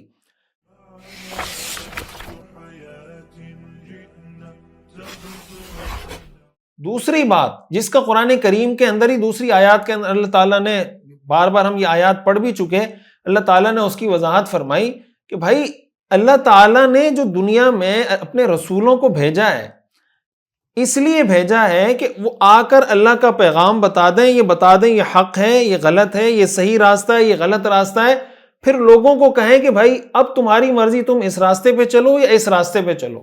یہ دنیا تو بنانے کا مقصد یہ تھا، یہ دارالامتحان ہے. تو اگر گن پوائنٹ پہ اس طرح کے معجزات دکھا کر کسی کو مسلمان کرنے کا مطلب یہ ہے کہ آپ زبردستی اس کو کہہ رہے ہیں کہ تم نے ہر حال میں مسلمان ہونا ہی ہے. ظاہر ہے یہ جو ساری غیب کی چیزیں یہ تو آخرت میں ہمارے سامنے کھلیں گی نا، جنت جہنم اور جو جو چیزیں ہم پڑھتے ہیں، ہمارا تو ایمان بالغیب ہے. تو اگر سب کچھ کھول کھول کر دکھا دیا جائے تو ایمان کس چیز کا؟ اللہ تعالیٰ قرآن کریم میں یہی ارشاد فرماتے ہیں وَقُلِ الْحَقُّ مِن رَبِّكُمْ آپ کہہ دیجئے کہ یہ حق پیغام ہے تمہارے رب کی طرف سے. فَمَن شَاءَ فَلْيُؤْمِن جو چاہے ایمان لے آئے، وَمَن شَاءَ فَلْيَكْفُرْ جو چاہے کفر کرے. اِنَّا أَعْتَدْنَا لِلظَّالِمِينَ نَارًا جو ظلم کرنے والے ان کے لیے ہم نے آگ تیار کر رکھی ہے. اسی طرح قرآن کریم میں اللہ نے فرمایا وَلَوْ شَاءَ رَبُّكَ لَآمَنَ مَن فِي الْأَرْضِ كُلُّهُمْ جَمِيعًا اگر تمہارا رب چاہتا تو زمین کے سارے لوگ ایمان لے آتے. فَأَنْتَ تُكْرِهُ النَّاسَ حَتَّى يَكُونُوا مُؤْمِنِينَ کیا تم لوگوں پر زبردستی کرو گے تاکہ وہ سب مومن بن جائیں؟ یہ اللہ کی منشا نہیں، یہ اللہ کا مطلوب نہیں کہ سارے لوگوں کو زبردستی مسلمان کر دیا جائے. اس لیے اس طرح کے مطالبات جب آپ کے سامنے کسی کا رسول ہونا واضح ہو گیا لیکن آپ کا مطلوبہ معجزہ جو آپ کی ڈیمانڈ ہے کہ بھائی یہ معجزہ ہوگا تو میں مانوں گا، حالانکہ آپ یہ بات جانتے ہیں کہ اس معجزے کے بغیر بھی یہ رسول ہے. قرآن سے بڑا معجزہ کیا ہو سکتا ہے؟ اور میں نے بہت اچھی بات ایک جگہ پڑھی کہ دیکھیں یہ مطالبات ان کے فیک یا غلط کیوں تھے. اگر یہی مطالبہ کسی کو حق یا باطل، صحیح یا غلط قرار دینے کا معیار تھا تو یہی مطالبہ وہ اپنے بتوں سے کیوں نہیں کرتے تھے؟ ان کو چاہیے تھا کہ اپنے بتوں سے یہ مطالبہ کرتے نا کہ اگر تم واقعی میں معبود ہو، ہم تمہاری عبادت کرتے ہیں تو تم پہاڑوں کو راستے سے ہٹا دو، صفا پہاڑ کو سونے کا بنا دو، ہمارے لیے دریا اور نہریں جاری کر دو، آسمان سے اگر تم کہتے ہو تم سچے معبود ہو ہم تمہاری عبادت نہیں کریں گے، عذاب آئے گا تو آسمان سے ہم پہ کوئی عذاب نازل کر کے دکھا دو. یہی سارے مطالبات اگر کسی کے حق ہونے کی دلیل ہے تو پہلے مرحلے میں ان کو یہ سارے مطالبات اپنے بتوں سے کرنے چاہیے تھے. اور آج بھی جو لوگ اللہ کے علاوہ کسی کی عبادت کرتے ہیں، اللہ کے علاوہ کسی کے سامنے سر جھکاتے ہیں اور اس طرح کے بے ڈھنگے قسم کے مطالبات وہ اسلام سے، اہل اسلام سے، مسلمانوں سے کرتے ہیں تو یہ ان پر سوالیہ نشان ہے کہ یہی مطالبہ آپ اپنے بت سے کیوں نہیں کرتے؟ جس کی تم عبادت کرتے ہو بتوں کے سامنے یا قبروں کی جس کی تم عبادت کرتے ہو، یہ سارے مطالبات اس سے کیوں نہیں کرتے؟ اس کا مطلب یہ ہے کہ یہ مطالبات حق اور باطل کا معیار نہیں ہے. اگر حق و باطل کا معیار ہوتا تو پہلے یہ مطالبہ اپنے بتوں سے کیا جانا چاہیے تھا. اس لیے یہ اس بات کی دلیل ہے کہ یہ جو مطالبات تھے یہ محض عداوت پر اور دشمنی پر اور محض دوسرے کو چپ کرانے کے لیے تھے.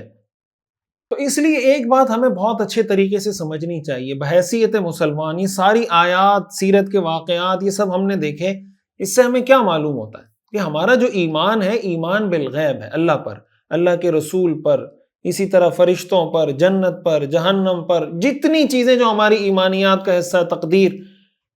اللہ کے رسول صلی اللہ علیہ وسلم کو معجزات دنیا میں دیے گئے ہیں، بہت سے معجزات. سب سے بڑا معجزہ آپ کا قرآن ہے. قیامت تک کے لیے قرآن نے لوگوں کو چیلنج دیا اگر تمہیں اس میں شک ہے تو ایک آیت بنا کے لے آؤ، ایک سورت بنا کے لے آؤ، 10 سورتیں بنا کے لے آؤ. قرآن نے چیلنج دیا، اس وقت سے آج تک کوئی قرآن کے اس چیلنج کو قبول نہیں کر سکا۔ تو معجزات اللہ نے اپنے پیغمبر کو دیے ہیں، لیکن یہ معجزات سمجھ میں ان کو آتے ہیں جو ماننے والے ہوں، سمجھنے والے ہوں۔ ہمارے لیے اس میں جو بہت بڑا پیغام اور میسج ہے وہ کیا کہ دیکھیں، ہم اگر دین کو قبول کریں گے تو دین کو قبول کرنا یا دین کے احکام پہ عمل کرنا یا دین کو سمجھنا یا دین کی خدمت کرنا، یہ ہم اللہ پر یا دین پر کوئی احسان نہیں کر رہے، یہ اللہ کا ہم پر احسان ہے کہ اگر ہم اپنے جو اللہ نے ہمیں عقل دی ہے، سمجھ دی ہے، ہم اس کو استعمال کرتے ہوئے حق راستے کو اختیار کریں اور دین پر عمل کرنا شروع کر دیں۔ اگر ہم دین کی مدد نہیں کریں گے، الا تنصروہ فقد نصرہ اللہ، اگر تم مدد نہیں کرو گے پیغمبر کی، اللہ فرماتے ہیں میں نے تو ان کی مدد کی ہے، غار میں بھی مدد کی تھی، اس کے علاوہ بھی مدد کی تھی۔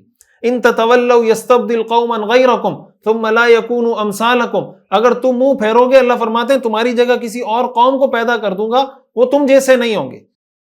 اسی طرح قرآن کریم میں اللہ تعالیٰ ارشاد فرماتے ہیں فَإِن يَكْفُرْ بِهَا هَؤُلَاء فَقَدْ وَكَّلْنَا بِهَا قَوْمًا لَيْسُوا بِهَا بِكَافِرِينَ، کہ اگر یہ لوگ اس کا انکار کر رہے ہیں تو ہم یہ ایسے لوگوں کے حوالے کر دیں گے کہ پھر وہ اس کا انکار نہیں کریں گے۔ تو اس لیے ہم اگر راہ راست پر آتے ہیں، ہمارا اللہ پہ یہ دین پر کوئی احسان نہیں، اللہ کا ہم پر احسان ہے کہ اللہ تعالیٰ نے ہمیں توفیق عطا فرمائی۔ اب اس میں ہمارے لیے پیغام کیا ہے؟ یہ جو سارے واقعات ہم نے پڑھے، جو حضور علیہ الصلوۃ والسلام سے مختلف قسم کے مطالبات کیے گئے،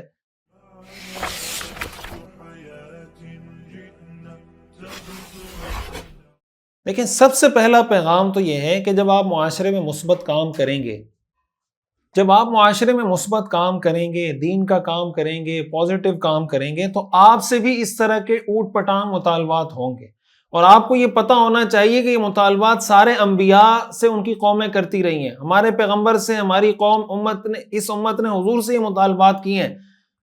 اور ایک تو پازیٹیو کام کرنے والے کو یہ پتہ ہونا چاہیے کہ یہ مطالبات ہوں گے، اس سے گھبرانا نہیں ہے، پریشان نہیں ہونا۔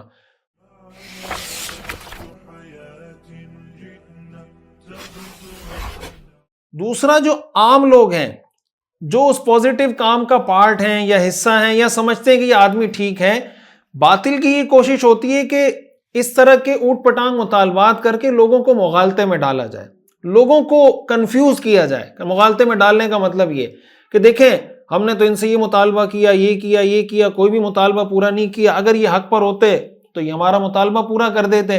اس سے ایک عام آدمی بعض اوقات کنفیوز ہو رہا ہوتا ہے کہ دیکھیں یہ مطالبہ انہوں نے کیا تھا اور واقعی میں کیا تھا، اور یہ مطالبہ انہوں نے پورا نہیں کیا، اس کا مطلب ہو سکتا ہے کہ یہ آدمی ٹھیک ہو اپنی جگہ پر۔ عام آدمی کنفیوژن کا شکار ہو جاتا ہے۔ یہ بھی باطل کا ایک حربہ ہے کہ وہ ایسی چیزوں کو، اس کو اگر آپ اس کی ورڈنگ کریں کہ یہ حربہ کیا ہے،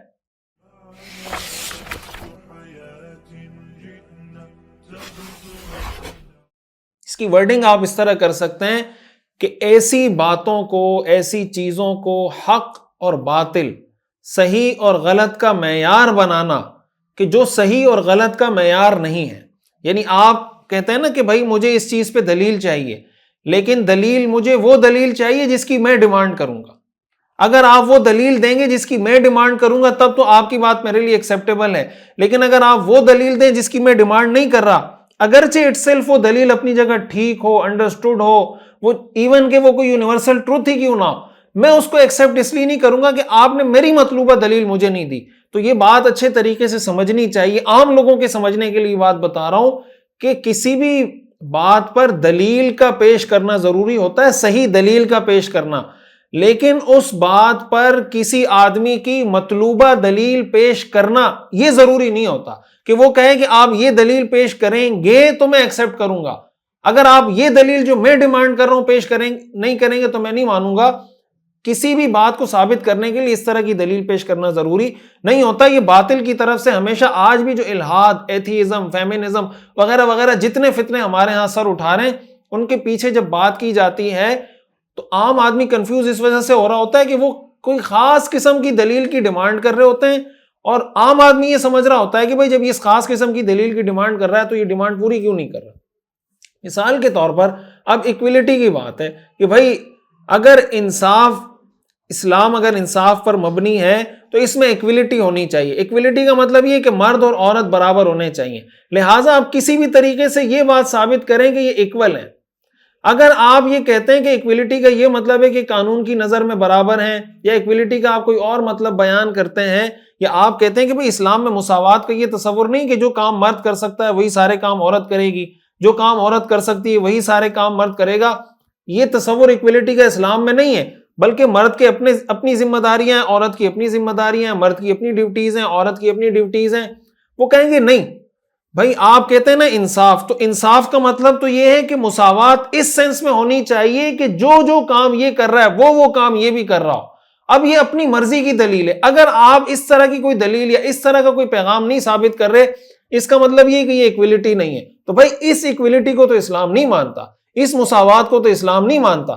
ظاہر ہے کہ مرد کی جو فزکس ہے، مرد کی جو جسمانی ساخت ہے، عورت کی جسمانی ساخت سے الگ ہے. عورت کی جسمانی ساخت مرد کی جسمانی ساخت سے الگ ہے. عورت کے مسائل الگ ہیں، مرد کے مسائل الگ ہیں. عورت کی آواز پتلی نازک ہوتی ہے، مرد کی آواز گرجدار ہوتی ہے.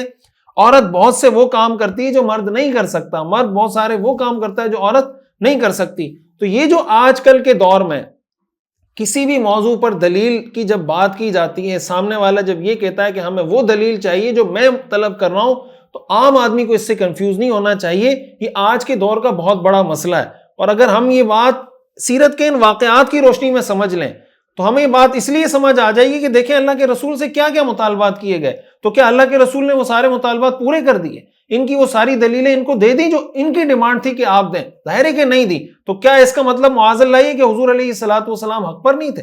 ظاہر ہے کہ حضور علیہ الصلوۃ والسلام ہی حق پر تھے اور وہ مشرکین مکہ ہی باطل پر تھے. اس لیے ان چیزوں کو معیار بنا کر لوگوں کو جو کنفیوز کیا جاتا ہے، یہ بہت بڑا مسئلہ ہے، اس کو ہمیں سمجھنا چاہیے.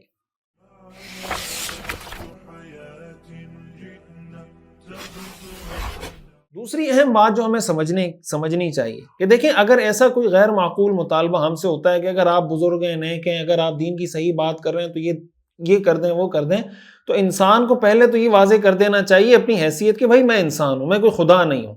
جب میں انسان ہوں تو آپ مجھ سے یہ ڈیمانڈ کیوں کر رہے ہیں؟ جب انسان ہوں تو وہی کام کر سکتا ہوں جو آپ کر سکتے ہیں، اس کے علاوہ میں کوئی ایکسٹرا آرڈینری کچھ نہیں کر سکتا.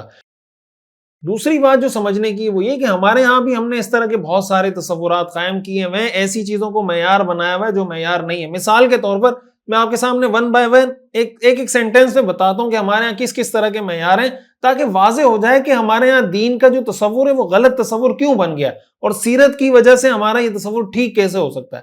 مثال کے طور پر کہ بھائی اگر یہ آدمی اتنا نیک ہے تو اتنا امیر کیوں ہے؟ اس کے پاس اتنا پیسہ کیوں ہے؟ اگر اس کے پاس اتنا پیسہ ہے یہ نیک نہیں ہو سکتا. اب یہ غلط تصور ہے. یعنی آپ نے ایسی چیز کو حق اور باطل کا معیار بنا دیا جو حق و باطل کا معیار. حضرت سلیمان علیہ السلام اللہ کے پیغمبر بھی تھے، بادشاہ بھی تھے. حضرت عیسیٰ علیہ السلام پیغمبر بھی تھے، بہت زیادہ غریب بھی تھے. تو کیا امیر ہونا کسی کے نیک ہونے کے منافی ہے؟ اب یہ غلط معیار ہے. کوئی کہتا ہے کہ اگر اتنا نیک ہے تو امیر کیوں ہے، کوئی کہتا ہے اتنا نیک ہے تو غریب کیوں ہے. کوئی کہتا ہے کہ بھائی اگر یہ نیک ہیں، واقعی میں حق پر ہیں، تو مظلوم کیوں ہیں، یہ شہید کیوں ہو رہے ہیں، یہ قتل کیوں ہو رہے ہیں، ان پہ ظلم کیوں ہو رہا ہے. تو بھائی کیا مکہ میں صحابہ پر ظلم نہیں ہوتا تھا؟ حضرت سمیہ رضی اللہ تعالیٰ عنہ کو شہید نہیں کیا گیا؟ حضرت بلال پر، حضرت خباب بن الارت پر، حضرت عمار بن یاسر پر، اور ایک طویل فہرست ہے، ان صحابہ پر تشدد نہیں ہوا؟ کیا وہ صحابہ حق پر نہیں تھے؟ تو کہتے ہیں اگر حق پر ہیں تو مظلوم کیوں ہیں. کوئی کہتا ہے اگر مسلمان حق پر ہیں تو ناکام کیوں ہیں، یہاں بھی ناکام ہیں، وہاں بھی ناکام ہو رہے ہیں، فلاں جگہ بھی، فلاں ملک میں بھی پٹ رہے ہیں. تو بھائی کیا یہ ناکامی یا اس طرح کی مظلومیت کسی کے غلط اور باطل ہونے کی دلیل ہوتی ہے؟ کوئی کہتا ہے مسلمان ہے، نیک ہے، تو دعائیں قبول کیوں نہیں ہوتی.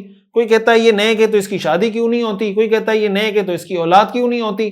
یہ جو ہم نے مختلف، کوئی کہتا ہے نیک ہے تو بازاروں میں کیا کر رہا ہے، کوئی کہتا ہے نیک آدمی ہے تو اپنی بیوی کو گاڑی میں لے جا کے پارک میں کیوں بیٹھا ہوا تھا یا پارک میں گھمانے کیوں لے گیا تھا. یہ جو ہم نے تصورات قائم کیے ہیں، اب دیکھیں یہ ہو سکتا ہے کہ ایک آدمی امیر بھی ہو، نیک بھی ہو. یہ بھی ہو سکتا ہے کہ وہ غریب بھی ہو، نیک بھی ہو. یہ بھی ہو سکتا ہے کہ امیر بھی ہو اور نیک نہ ہو. یہ بھی ہو سکتا ہے کہ غریب بھی ہو اور نیک نہ ہو. یہ بھی ہو سکتا ہے کہ بہت بزرگ آدمی ہو، اس کی شادی نہیں ہو رہی ہو. یہ بھی ہو سکتا ہے کہ بزرگ آدمی ہو، اس کی شادی ہو جائے. یہ بھی ہو سکتا ہے کہ نیک آدمی ہو، اس کی اولاد ہو جائے. یہ بھی ہو سکتا ہے کہ نیک آدمی ہو، اس کی شادی، اس کی اولاد نہ ہو. کوئی کہتا ہے اس کے چہرے پہ نور نہیں ہے. بھائی آپ کے پاس نور کا کیا معیار ہے؟ جس آدمی کا رنگ گورا ہوگا اس کے چہرے پہ نور ہوگا، جس آدمی کے رنگ کالا ہوگا اس کے چہرے پہ نور نہیں ہوگا.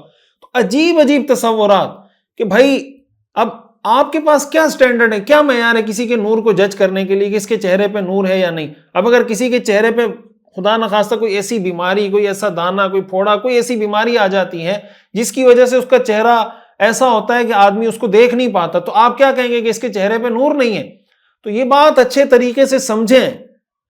اس طرح کی جتنی چیزیں، یہ سارے وہ غلط سٹینڈرڈز ہیں، وہ سارے غلط معیارات ہیں جو ہمارے مقرر کیے ہیں. بزرگ آدمی کی کوئی خاص علامت، کوئی خاص نشانی، کوئی خاص مالی سٹیٹس، مالی حیثیت، دنیاوی حیثیت نہیں ہوتی کہ اگر کسی کا یہ سٹیٹس ہے تو یہ نیک ہے. حدیث شریف میں آتا ہے، رسول اللہ صلی اللہ علیہ وسلم نے ارشاد فرمایا، رب اشعث اغبر مدفوع بالابواب لو اقسم علی اللہ لابر. بہت سے لوگ ایسے ہوتے ہیں جن کے بال بکھرے ہوئے، پراگندہ، کپڑے غبار سے اٹے ہوئے، اور اللہ کی نظر میں ان کا یہ مقام ہوتا ہے، لو اقسم علی اللہ لابر، کہ اگر وہ اللہ کے نام کی قسم کھا لیں، اللہ کے نام پر قسم کھا لیں، اللہ ان کی قسم پوری کر دیتے ہیں. تو نہ کسی کا غریب ہونا اس کے بزرگ ہونے کی نشانی ہے کہ پھٹے پرانے کپڑے پہنے ہوئے تو یہ بزرگ ہے، اور نہ کسی کا کاٹن کے کپڑے پہننا اس بات کی نشانی ہے کہ یہ نیک آدمی نہیں ہے. ہو سکتا ہے کاٹن کے کپڑوں میں گھومنے والا، بالکل برانڈڈ کپڑے پہن کر پراڈو میں اور لینڈ کروزر میں اور دنیا کی مہنگی ترین گاڑیوں میں گھومنے والا اعلیٰ درجے کا نیک آدمی ہو، اور جو پھٹے پرانے کپڑے پہن کر گھوم رہا ہے وہ فاسق فاجر ہو اللہ کی نظر میں. تو یہ معیارات شریعت کے نہیں ہیں. یہ بات اچھے طریقے سے دماغ میں بٹھا دیں. یہ بات میں بار بار زور دے کر اس لیے کہہ رہا ہوں کہ ان تصورات نے ہمارے ہاں بیڑا غرق کر کے رکھا ہوا ہے. یہ جو ہم کہتے ہیں نا یہ آدمی دیندار ہے، یہ دنیا دار ہے، کیا معیار ہے ہمارے پاس دینداری اور دنیا داری کا؟ مثال کے طور پر ایک آدمی فیکٹری چلا رہا ہے، نماز بھی پڑھتا ہے، حلال کی فکر بھی کرتا ہے، صدقہ بھی دے رہا ہے، زکوٰۃ بھی دے رہا ہے، حلال حرام کی پرواہ بھی کر رہا ہے، گھر میں بھی اچھے طریقے سے رہ رہا ہے، ایک عام لوگوں کی طرح زندگی گزار رہا ہے. آپ کیا کہیں گے کہ یہ دنیا دار ہے؟ آپ مجھے بتائیں، کیا ہمارے ذہن میں یہ تصور نہیں ہے کہ یہ بزنس مین ہے، یہ دنیا دار ہے؟ تو کیا قرآن حدیث کی روشنی میں ہم اس کو دنیا دار کہہ سکتے ہیں؟ ظاہر ہے کہ وہ دنیا دار نہیں ہے، وہ دیندار ہے بھائی. اور اگر ایک آدمی ایسا ہے جو اپنا حلیہ بنا کے بیٹھا ہوا ہے، پگڑی بھی ہے، ٹوپی بھی ہے، جبہ بھی ہے، اور جناب پورا حلیہ بزرگوں والا بنایا ہوا ہے، لیکن اس کو حلال حرام کی پرواہ نہیں ہے، وہ حرام کھا رہا ہے، اس کو نمازوں کی پرواہ نہیں ہے، اس کو جناب فرائض کا پتہ نہیں، حرام ان چیزوں کی تمیز نہیں، اس کو آپ دیندار کہیں گے؟ ظاہر ہے کہ یہ چیزیں معیار نہیں. میں اس کے حوالے سے پہلے تفصیل حضرت عمر رضی اللہ تعالیٰ عنہ کے اقوال پہلے کسی سبق میں تفصیل سے بتا چکا ہوں، آپ کے سامنے اس سبق کا حوالہ بھی آ جائے گا. تو یہ ساری چیزیں بہت اچھے طریقے سے سمجھنے کی ہیں. اس موقع پر یہاں میں 2-3 ان واقعات کا بھی ذکر کرنا چاہتا ہوں جو بعض روایات سے معلوم ہوتا ہے کہ حضور علیہ الصلاۃ والسلام سے مطالبہ کیا گیا اور آپ نے مطالبے پر وہ معجزہ اللہ تعالیٰ نے آپ کے ہاتھ سے ظاہر کر دیا. 2-3 اس طرح کے واقعات میں آپ کے سامنے ذکر کرنا چاہتا ہوں.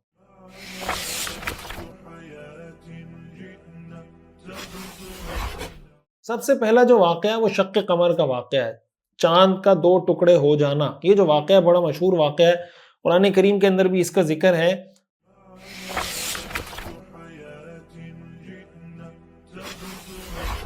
وہ صحابہ کرام کی ایک جماعت ہے، حضرت عبداللہ ابن مسعود رضی اللہ عنہ، حضرت انس، حضرت عبداللہ ابن عباس، حضرت جبیر ابن مطعم رضی اللہ عنہم. کئی صحابہ سے یہ روایات مروی ہیں اور صحیح احادیث کی کتابوں میں، صحیح احادیث میں موجود ہیں. یہی وجہ ہے کہ امام طحاوی رحمۃ اللہ علیہ نے، حافظ ابن کثیر رحمۃ اللہ علیہ نے، اور دیگر کئی محدثین اور علماء نے یہ جو چاند کے 2 ٹکڑے ہونے والا واقعہ ہے، اس کو، ان کی روایات کو متواتر قرار دیا ہے. تو اتنی بات تو قطعی طور پر ثابت ہے کہ جو شق قمر ہے یا چاند کا 2 ٹکڑے ہونا ہے، یہ احادیث میں، یہ صحیح روایات سے ثابت ہے.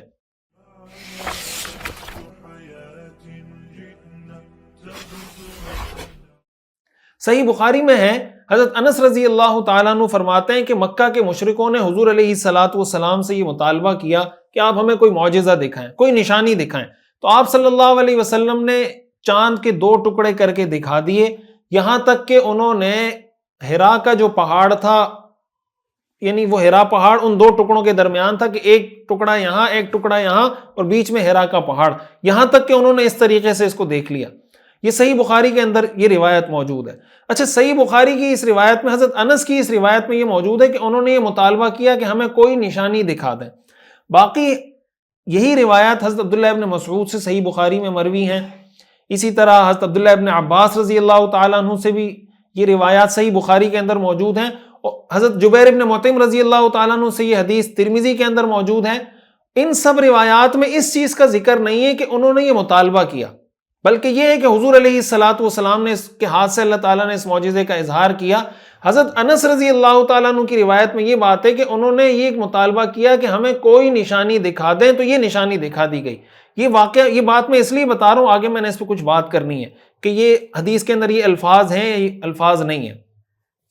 اس واقعے کی کچھ تفصیل سیرت کی کتابوں میں، حدیث کی کتابوں میں موجود ہے کہ رسول اللہ صلی اللہ علیہ وسلم منی میں تشریف فرما تھے کہ مشرکین مکہ حضور علیہ الصلوۃ والسلام کے پاس آئے اور حضور سے کہا کہ ہمیں کوئی نشانی دکھائیں، اور ایک روایت میں یہ آتا ہے کہ مشرکین کہنے لگے کہ اگر آپ سچے نبی ہیں تو چاند کے 2 ٹکڑے کر کے دکھا دیں۔ یہ جو ہے نا کہ انہوں نے یہ مطالبہ کیا کہ اگر آپ سچے نبی ہیں تو چاند کے 2 ٹکڑے کر کے، یہ اسپیسیفک ڈیمانڈ، یہ جن روایات میں موجود ہے یہ ضعیف روایات ہیں، اور ظاہر ہے کہ جو صحیح روایات ہیں ان میں ایسا کوئی ذکر نہیں کہ انہوں نے اسپیسیفک یہ مطالبہ، یہ ڈیمانڈ کی تھی۔ یہ میں اس لیے وضاحت کر رہا ہوں کہ اللہ تعالیٰ کی سنت، اللہ کا طریقہ یہ ہے کہ جب کوئی قوم کسی خاص معجزے کی ڈیمانڈ کرے اور وہ معجزہ ان کو دکھا دیا جائے اور وہ ایمان نہ لائیں تو پھر اللہ کا عذاب ان پر آتا ہے، جیسے قوم سمود کا ذکر قرآن کریم میں اور جن آیات کی ہم نے تلاوت کی۔ تو اس لیے صحیح روایات سے، حضرت انس کی ایک روایت سے یہ تو معلوم ہوتا ہے کہ انہوں نے یہ مطالبہ کیا کہ ہمیں کوئی نشانی دکھا دیں۔ اس کا مطلب یہ ہوا کہ انہوں نے اسپیسیفکلی یہ مطالبہ نہیں کیا تھا کہ ہمیں چاند 2 ٹکڑے کر کے دکھائیں، اس لیے چاند کے 2 ٹکڑے ہوئے، اگر وہ ایمان نہیں لائے تو اللہ کا ان پر عذاب نہیں آیا۔ تو جن روایات سے یہ معلوم ہوتا ہے کہ انہوں نے اسپیسیفکلی یہ مطالبہ کیا تھا، وہ روایات انتہا درجے کی ضعیف ہیں، اور ظاہر ہے کہ قرآن کریم کی ان آیات سے وہ ٹکرا رہی ہیں جن سے یہ معلوم ہوتا ہے کہ اللہ تعالیٰ کی سنت یہ ہے کہ پھر اللہ تعالیٰ ایسے لوگوں پہ عذاب نازل کرتے ہیں۔ ان سے بھی یہ معلوم ہوتا ہے کہ اگر یہ مطالبہ انہوں نے کیا ہوتا تو پھر ان پر عذاب آ جاتا، اس لیے وہ روایات ضعیف ہے۔ محدثین نے کہا ہے، محدثین یہ کہتے ہیں، حافظ ابن حجر رحمۃ اللہ علیہ نے فتح الباری میں اس پہ تفصیل سے کلام کیا ہے کہ اس لیے یہ کہنا کہ انہوں نے اسپیسیفکلی یہ ڈیمانڈ کی تھی، یہ بات ٹھیک نہیں ہے۔ بہرحال یہ جو حضور علیہ الصلوۃ والسلام کے پاس لوگ آئے تھے، ان میں ولید بن مغیرہ، ابو جہل، عاص بن وائل، عاص بن ہشام، اسود بن مطلب، نضر بن حارث، اسود بن عبد یغوث، زمع بن اسود، یہ سارے لوگ شامل تھے۔ رسول اللہ صلی اللہ علیہ وسلم نے فرمایا اگر میں یہ معجزہ دکھا دوں تو تم ایمان لے آؤ گے؟ کہنے لگے ایمان لے آئیں گے۔ اس وقت 14ویں کا چاند نکلا ہوا تھا۔ آپ صلی اللہ علیہ وسلم نے اللہ تعالیٰ سے دعا کی اور پھر آپ نے شہادت کی انگلی اٹھا کر چاند کی طرف اشارہ فرمایا۔ آپ کا اشارہ کرنا تھا کہ چاند کے 2 ٹکڑے ہو گئے، اور لوگوں نے چاند کے دونوں ٹکڑوں کے درمیان کوہ ہرا کو دیکھا، یعنی ہرا پہاڑ کے ایک طرف چاند کا ایک ٹکڑا جو جبل ابی قبیس پر تھا، اور دوسرا جو ٹکڑا تھا جبل قیقعان پر، اور درمیان میں کوہ ہرا تھا۔ تو ایک روایت میں ہے کہ ایک ٹکڑا صفا پہاڑی پر چلا گیا اور دوسرا مروہ پہاڑی پہ چلا گیا، یعنی چاند کے اس طریقے سے 2 ٹکڑے ہو گئے۔ اب جب چاند کے 2 ٹکڑے ہوئے تو ان لوگوں کو یقین نہیں آ رہا تھا، اس لیے بار بار اپنی آنکھیں کپڑوں سے صاف کرتے اور پھر دوبارہ دیکھتے کہ واقعی میں ایسا ہوا یا نہیں ہوا۔ جب دوبارہ دیکھتے تو پھر ان کو ایسا نظر آتا۔ حضور علیہ الصلوۃ والسلام نے فرمایا انظروا واشہدوا، کہ دیکھو اور گواہی دو۔ تو عصر سے رات تک جتنا وقت ہوتا ہے اتنی دیر تک چاند اسی حالت میں رہا۔ حضرت عبداللہ ابن مسعود رضی اللہ تعالیٰ عنہ فرماتے ہیں کہ جب چاند کے 2 ٹکڑے ہوئے، ہم اس وقت منی میں حضور علیہ الصلوۃ والسلام کے ساتھ موجود تھے۔ آپ نے فرمایا کہ گواہ رہنا کہ چاند کا ایک ٹکڑا پہاڑ کی طرف چلا گیا تھا۔ سیرت ابن کثیر کے اندر حضرت عبداللہ ابن عباس رضی اللہ تعالیٰ عنہ سے منقول ہے کہ مکہ کے لوگ آئے، آپ سے مطالبہ کیا کہ ہمیں کوئی نشانی دکھا دیں جس سے ہمیں یقین آ جائے۔ تو آپ علیہ الصلوۃ والسلام کے پاس حضرت جبریل آئے اور کہنے لگے کہ آپ ان سے کہیں کہ اگر رات کو جمع ہو جائیں تو نشانی دیکھ سکتے ہیں۔ تو وہ رات کو جمع ہوئے، حضور علیہ الصلوۃ والسلام 14ویں کی رات تھی، حضور علیہ الصلوۃ والسلام نے چاند کو 2 ٹکڑے کر کے دکھایا، اور قرآن کریم کی جو آیات ہیں سورۃ القمر کی وہ اس موقع پر نازل ہوئی۔ اقتربت الساعۃ وانشق القمر، قیامت قریب آ لگی ہے، وانشق القمر، اور چاند پھٹ گیا، وَإِن يَرَوْا آیَةً، اور ان لوگوں کا حال یہ ہے کہ اگر یہ کوئی نشانی دیکھ لیں یعرضوا، تو منہ موڑ لیتے ہیں، وَيَقُولُوا سِحْرٌ مُسْتَمِرٌ، اور کہتے ہیں یہ تو وہی چلتا ہوا جادو ہے جو پہلے سے چلا آ رہا ہے، وَكَذَّبُوا، یہ جھٹلاتے ہیں، وَاتَّبَعُوا أَهْوَاءَهُمْ، اپنی خواہشات کے پیچھے چلتے ہیں، وَكُلُّ أَمْرٍ مُسْتَقِرٌ، اور ہر کام کا ایک وقت مقرر ہے۔ جب حضور علیہ الصلوۃ والسلام نے یہ دکھا دیا، یہ کہنے لگے کہ ہم پر تم نے جادو کر دیا ہے۔ تو کچھ لوگ کہنے لگے کہ بھئی دیکھیں تم پہ جادو کر سکتے ہیں نا، سب لوگوں پہ تو جادو نہیں کر سکتے. جو لوگ سفر پہ گئے ہوئے ہمارے قافلے وہ آئیں گے نا، ہم ان سے پوچھ لیں گے کہ بھئی تم نے بھی یہ منظر دیکھا یا نہیں دیکھا. تو انہوں نے کہا ٹھیک ہے انتظار کرتے ہیں. جب قافلے آ گئے ان سے پوچھا کہ بھئی تم نے ایسا کوئی منظر دیکھا ہے؟ تو انہوں نے کہا کہ ہاں ہم نے دیکھا ہے، ہم نے بھی دیکھا کہ چاند کے 2 ٹکڑے ہوئے. اس کے باوجود بھی یہ ایمان نہیں لائے اور کہنے لگے کہ نہیں یہ جادو ہے، ہم اس کو نہیں مانتے. اب یہ کیا ہے؟ یہ جو ہم پہلے ذکر کر چکے قرآن کریم کی آیات کی روشنی میں کہ ان کا مقصد اس طرح کے مطالبات سے ایمان لانا نہیں تھا، بلکہ عاجز کرنا تھا کہ بھئی دیکھیں ہم نے یہ مطالبہ پیش کیا، یہ ہمارا مطالبہ پورا نہیں کر سکے. تو حضور علیہ الصلوۃ والسلام کے اس ہاتھ سے اس معجزے کا یہ معجزہ ظاہر کیا گیا. اب یہاں پر ایک بات سمجھنا جو میں پہلے اس کی طرف اشارہ کر چکا ہوں کہ اللہ تعالیٰ کی جو سنت ہے کہ بھئی معجزے کا مطالبہ کیا جائے، وہ پورا ہو جائے، پھر اللہ کا اور وہ ایمان نہ لائے قوم تو اللہ کا عذاب آتا ہے. تو ان پر عذاب کیوں نہیں آیا؟ تو پہلی بات تو یہ تھی کہ یہ مطالبہ انہوں نے صحیح روایات سے یہ تو معلوم ہوتا ہے کہ انہوں نے مطالبہ کیا تھا کہ ہمیں کوئی نشانی دکھا دیں. یہ مطالبہ کہ چاند کے 2 ٹکڑے کر کے دکھا دیں، یہ مطالبہ اسپیسیفکلی ان کا نہیں تھا. اس لیے وہ اللہ تعالیٰ نے معجزہ دکھایا، وہ ایمان نہیں لائے تو ان پر عذاب نازل نہیں ہوا. اور اس کی ایک دلیل ہمارے پاس یہ کہ حضرت موسیٰ علیہ السلام کی قوم نے بھی حضرت موسیٰ علیہ السلام سے مطالبہ کیا تھا. قرآن کریم میں آتا ہے نا، انہوں نے کہا فَأْتِ بِآیَةٍ إِن كُنتَ مِنَ الصَّادِقِينَ کہ آپ ہمیں کوئی نشانی دکھائیں اگر آپ سچے ہیں. تو حضرت موسیٰ علیہ السلام کی قوم پر بھی عذاب نہیں آیا تھا. اور دوسری بات جو میں نے عرض کی کہ جن روایات سے یہ معلوم ہوتا ہے کہ حضرت عبداللہ ابن عباس رضی اللہ تعالیٰ عنہ کی جو روایت دلائل النبوہ میں ہے کہ انہوں نے یہ مطالبہ کیا تھا، وہ روایت ضعیف ہے، لہٰذا اس روایت کو قرآن کریم اور صحیح احادیث کے مقابلے میں آنے کی وجہ سے اس روایت کی کوئی خاص اہمیت نہیں رہتی.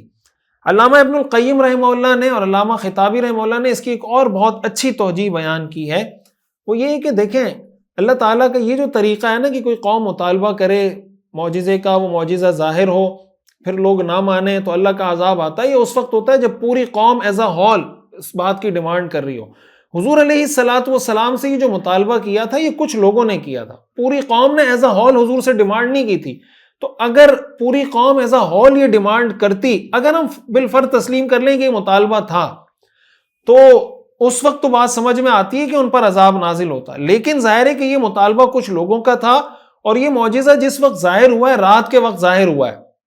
رات کے وقت ظاہر ہونے کا مطلب یہ کہ ظاہر ہے رات کے وقت بہت سارے لوگ سو گئے ہوں گے، بہت سارے لوگ اپنے کام کاج میں مصروف ہوں گے. جیسے بعض اوقات سورج گرہن ہوتا ہے یا چاند گرہن ہوتا ہے تو سورج گرہن ہو کے ختم ہو جاتا ہے، لوگوں کو پتہ نہیں چلتا. چاند گرہن ہو کے ختم ہو جاتا ہے، لوگوں کو پتہ نہیں چلتا. تو یہ جو معجزہ تھا یہ پوری قوم نے، ایک تو انہوں نے ڈیمانڈ نہیں کی، پھر پوری قوم نے اس کو نہیں دیکھا، کچھ لوگوں نے ڈیمانڈ کی تھی ان کو یہ دکھایا گیا. تو کچھ مخصوص لوگوں کی ڈیمانڈ پر اگر کوئی معجزہ ظاہر ہو تو اس کی وجہ سے ساری قوم پر اللہ تعالیٰ کا عذاب نہیں آتا. یہ اللہ تعالیٰ کی سنت نہیں ہے. اللہ تعالیٰ کی سنت یہ ہے کہ پوری قوم ایز اے ہول کسی چیز کی ڈیمانڈ کرے، پھر وہ مطالبہ پورا کیا جائے، پھر پورا نہ ہو تو ایسی صورت میں عذاب آتا ہے. تو پہلی بات خلاصہ یہ ہے، اتنی بات تو طے ہے کہ یہ واقعہ ہوا ہے اور یہ واقعہ پیش آیا ہے. لیکن پہلی بات یہ ہے کہ جن روایات سے یہ معلوم ہوتا ہے کہ انہوں نے یہ مطالبہ کیا تھا کہ آپ چاند کے 2 ٹکڑے کریں، وہ روایات صحیح نہیں ہیں. اتنی بات معلوم ہوتی ہے کہ انہوں نے یہ کہا تھا کہ ہمیں کوئی نشانی دکھائیں. نشانی اللہ تعالیٰ نے شق قمر کی دکھا دی. دوسری بات یہ ہے کہ یہ اللہ کی سنت ہے کہ جب پوری قوم ایز اے ہول اس کی ڈیمانڈ کر رہی ہو پوری نہ ہو. یہ مطالبہ پوری قوم کا نہیں تھا، کچھ مخصوص سرداروں کا تھا، اس وجہ سے اس پہ کوئی اشکال نہیں ہوتا.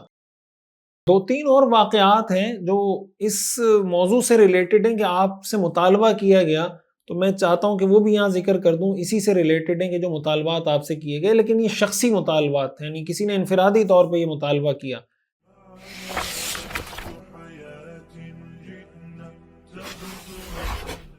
ایک روایت بیان کی جاتی ہے، آپ نے بھی سن رکھی ہوگی، کہ گوہ حضور علیہ ایک شخص حضور کے پاس آیا اور کہا کہ یہ گوہ میرے پاس ہے، اگر یہ گواہی دے دے کہ آپ اللہ کے رسول ہیں تو میں ایمان لے آؤں گا. تو آپ نے گوہ کو کہا، اس سے سوال کیا تو اس نے کہا لبیک و سعدیک، میں حاضر ہوں. آپ نے پوچھا من تعبد، تم کس کی عبادت کرتی ہو؟ اس نے کہا الذی فی السماء عرشہ وفی الارض سلطانہ وفی البحر سبیلہ وفی الجنۃ رحمتہ وفی النار عذابہ. میں اس کی عبادت کرتی ہوں جس کا آسمان میں عرش ہے، جس کی زمین میں بادشاہت ہے، سمندر میں جس کے راستے ہیں، جنت میں جس کی رحمت اور جہنم میں جس کا عذاب ہے. آپ نے پوچھا من انا، میں کون ہوں؟ قال انت رسول اللہ رب العالمین، آپ رب العالمین کے رسول ہیں، خاتم النبیین ہیں، قد افلح من صدقک وقد خاب من کذبک، جو آپ کی تصدیق کرے وہ کامیاب، جو آپ کو جھٹلائے وہ ناکام۔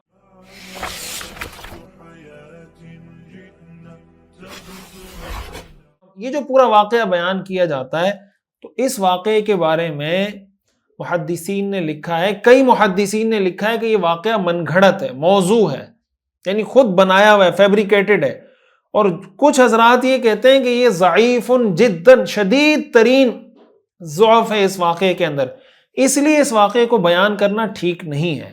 تو یہ بھی چونکہ مطالبے سے ہی متعلق ہے کہ اس نے ڈیمانڈ کی، پورا ہوا، اس لیے میں اس کو یہاں ذکر کر رہا ہوں، تو یہ واقعہ بیان کرنا ٹھیک نہیں ہے۔ اگر کوئی بیان کرتا ہے تو اس وضاحت کے ساتھ، یہ بتانے کے لیے کہ یہ موضوع ہے یا یہ بتانے کے لیے کہ بہت زیادہ ضعیف ہے، تب تو اس کو بیان کیا جا سکتا ہے، ادروائز اس کو بیان نہیں کرنا چاہیے۔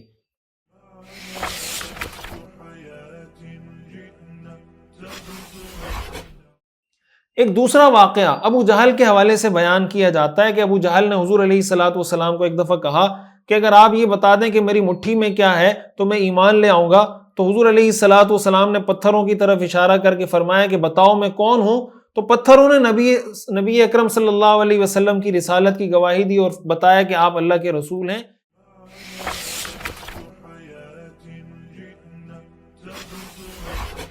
یہ جو واقعہ ابو جہل کے حوالے سے بیان کیا جاتا ہے یہ بھی حدیث کی کسی کتاب کے اندر موجود نہیں ہے، بلکہ ایک ضعیف احادیث کے اندر بھی موجود نہیں ہے، اس لیے یہ واقعہ بھی من گھڑت ہے، موضوع ہے۔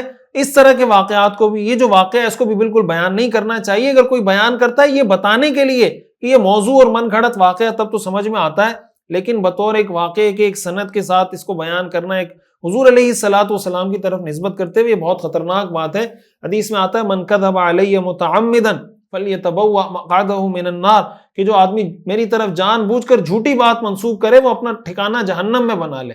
یہ بہت خطرناک بات ہے، اس لیے اس کو بھی منسوب نہیں کرنا چاہیے۔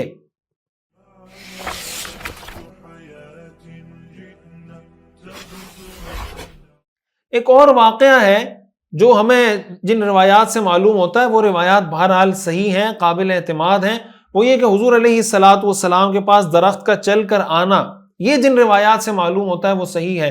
حضرت عبداللہ ابن عمر رضی اللہ تعالیٰ عنہ سے روایت ہے، وہ کہتے ہیں کہ ہم رسول اللہ صلی اللہ علیہ وسلم کے ساتھ ایک سفر میں جا رہے تھے تو ایک اعرابی دیہاتی شخص آیا، جب حضور کے قریب ہوا حضور نے پوچھا کہاں جا رہے ہو؟ اس نے کہا گھر جا رہا ہوں۔ آپ نے فرمایا حل لک فی خیر، کہ بھئی خیر کے کسی کام میں تمہاری دلچسپی ہے؟ اس نے کہا کیا کام؟ آپ نے کہا کہ تشہد ان لا الہ الا اللہ وحدہ لا شریک لہ ان محمدا عبدہ ورسولہ، کہ تم یہ گواہی دو کہ اللہ کے سوا کوئی معبود نہیں اور محمد اللہ کے بندے اور اللہ کے رسول ہیں۔ تو وہ شخص کہنے لگا ومن یشہد علی ما تقول، آپ کی اس بات پہ کوئی گواہی دینے والا ہے؟ آپ نے فرمایا ہذہ السلمہ، یہ جو درخت کی ٹہنی ہے، فدعاها، یہ درخت جو ہے، فدعاها رسول اللہ صلی اللہ علیہ وسلم وہی بشاطئ الوادی، آپ نے اس کو بلایا کہ تم ادھر آ جاؤ۔ وہ وادی کے کنارے پہ وہ درخت تھا، فاقبلت تخد الارض خدا، وہ زمین کو پھاڑتے ہوئے وہ درخت آیا، حتی قامت بین یدیہ، یہاں تک کہ آپ کے سامنے کھڑا ہو گیا، فاستشہدها ثلاثا، آپ نے 3 دفعہ اس سے کہا کہ بھئی تم گواہی دو، فشہدت ثلاثا، اس درخت نے 3 دفعہ گواہی دی، جس طرح حضور نے کہا اسی طرح اس نے گواہی دی۔ ثم رجعت الى منبتها، پھر وہ درخت چلتا ہوا دوبارہ اپنی جگہ پر چلا گیا۔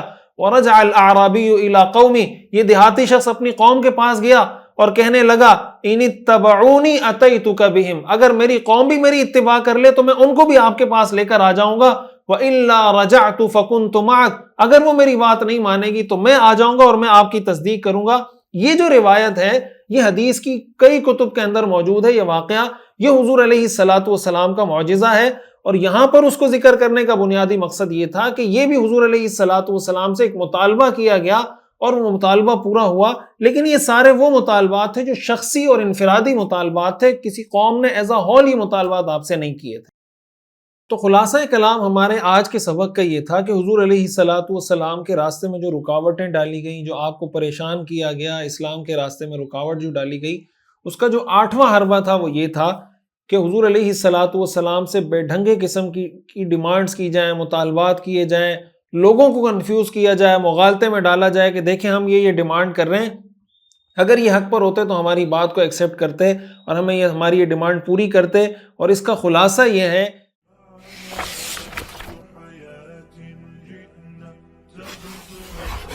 کہ باطل کی طرف سے، اسلام دشمنوں کی طرف سے ایسی چیزوں کو حق اور باطل کا معیار بنا دیا جاتا ہے جو حق اور باطل کا معیار نہیں ہوتی، صحیح اور غلط کا معیار بنا دیا جاتا ہے حالانکہ وہ معیار نہیں ہوتے، کسی آدمی کے نیک یا برا ہونے کا معیار بنا دیا جاتا ہے حالانکہ وہ کسی کے نیک یا برا ہونے کا معیار نہیں ہوتے۔ سیرت سے ہمیں یہ سیکھنے کو ملتا ہے، قرآن کریم کی ان آیات سے سیکھنے کو ملتا ہے کہ ہمارے پاس حق اور باطل، صحیح اور غلط کا معیار اللہ کا قرآن ہے، اللہ کے رسول کی احادیث، ان کی سیرت طیبہ ہے۔ ہم نے یہ عزم کرنا ہے کہ انشاءاللہ ہم نے اس کو پوری طرح سمجھنا ہے، پڑھنا ہے، سمجھانا ہے، اور جناب اس کے پیغام کو عام کرنا ہے تاکہ دین کا صحیح تصور، پہلے ہمارے اندر دین کا صحیح تصور آئے گا، پھر ہم دین کے اس صحیح تصور کو لے کے آگے جائیں گے تو لوگ اس دین کے صحیح تصور کو ایکسیپٹ بھی کریں گے۔ اللہ تعالی ہمیں سمجھنے کی اور عمل کرنے کی توفیق عطا فرمائے۔ مشرکین کا 8واں حربہ کیا تھا؟ جسمانی تشدد، بے ڈھنگے مطالبات یا سپورٹرز پر دباؤ۔ حق اور باطل کو جانچنے کے لیے غلط معیارات سیٹ کرنے کا حربہ آج بھی استعمال ہوتا ہے یا نہیں؟ ہوتا ہے؟ نہیں ہوتا۔ کیا چاند کا 2 ٹکڑے ہونا صحیح روایات سے ثابت ہے؟ جی ہاں، جی نہیں۔ مشرکین نے اس واقعے میں رحمان کے انکار کی کیا وجہ بتائی؟ رحمان یمامہ کے ایک شخص کا نام ہے، رحمان اللہ کا نام ہے، رحمان کو بلا وجہ نہیں مانا۔ کیا غریب ہونا نیک اور بزرگ ہونے کی علامت ہے؟ جی ہاں، جی نہیں۔ کیا امیر ہونا دنیا دار ہونے اور نیک نہ ہونے کی علامت ہے؟ جی ہاں، جی نہیں۔ مشرکین کے مطالبات پورے کیوں نہیں کیے گئے؟ اگر پھر بھی ایمان نہ لاتے تو عذاب آ جاتا، اگر ایمان نہ لاتے تو عذاب نہ آتا، اگر پورے ہو جاتے تو ایمان لے آتے۔ اگر مشرکین کے یہ بے ڈھنگے مطالبات پورے ہو جاتے تو کیا وہ ایمان لے آتے؟ جی ہاں، جی نہیں۔ کیا ابو جہل کے ہاتھ میں کنکریوں کا کلمہ پڑھنا صحیح احادیث سے ثابت ہے؟ جی ہاں، جی نہیں۔ کیا گوہ کا رسول اللہ صلی اللہ علیہ وسلم کی رسالت کی گواہی دینا صحیح احادیث سے ثابت ہے؟ جی ہاں، جی نہیں۔ کیا درخت کا حضور صلی اللہ علیہ وسلم کی رسالت کی گواہی دینا صحیح احادیث سے ثابت ہے؟ جی ہاں، جی نہیں۔ وآخر دعوانا ان الحمد للہ رب العالمین۔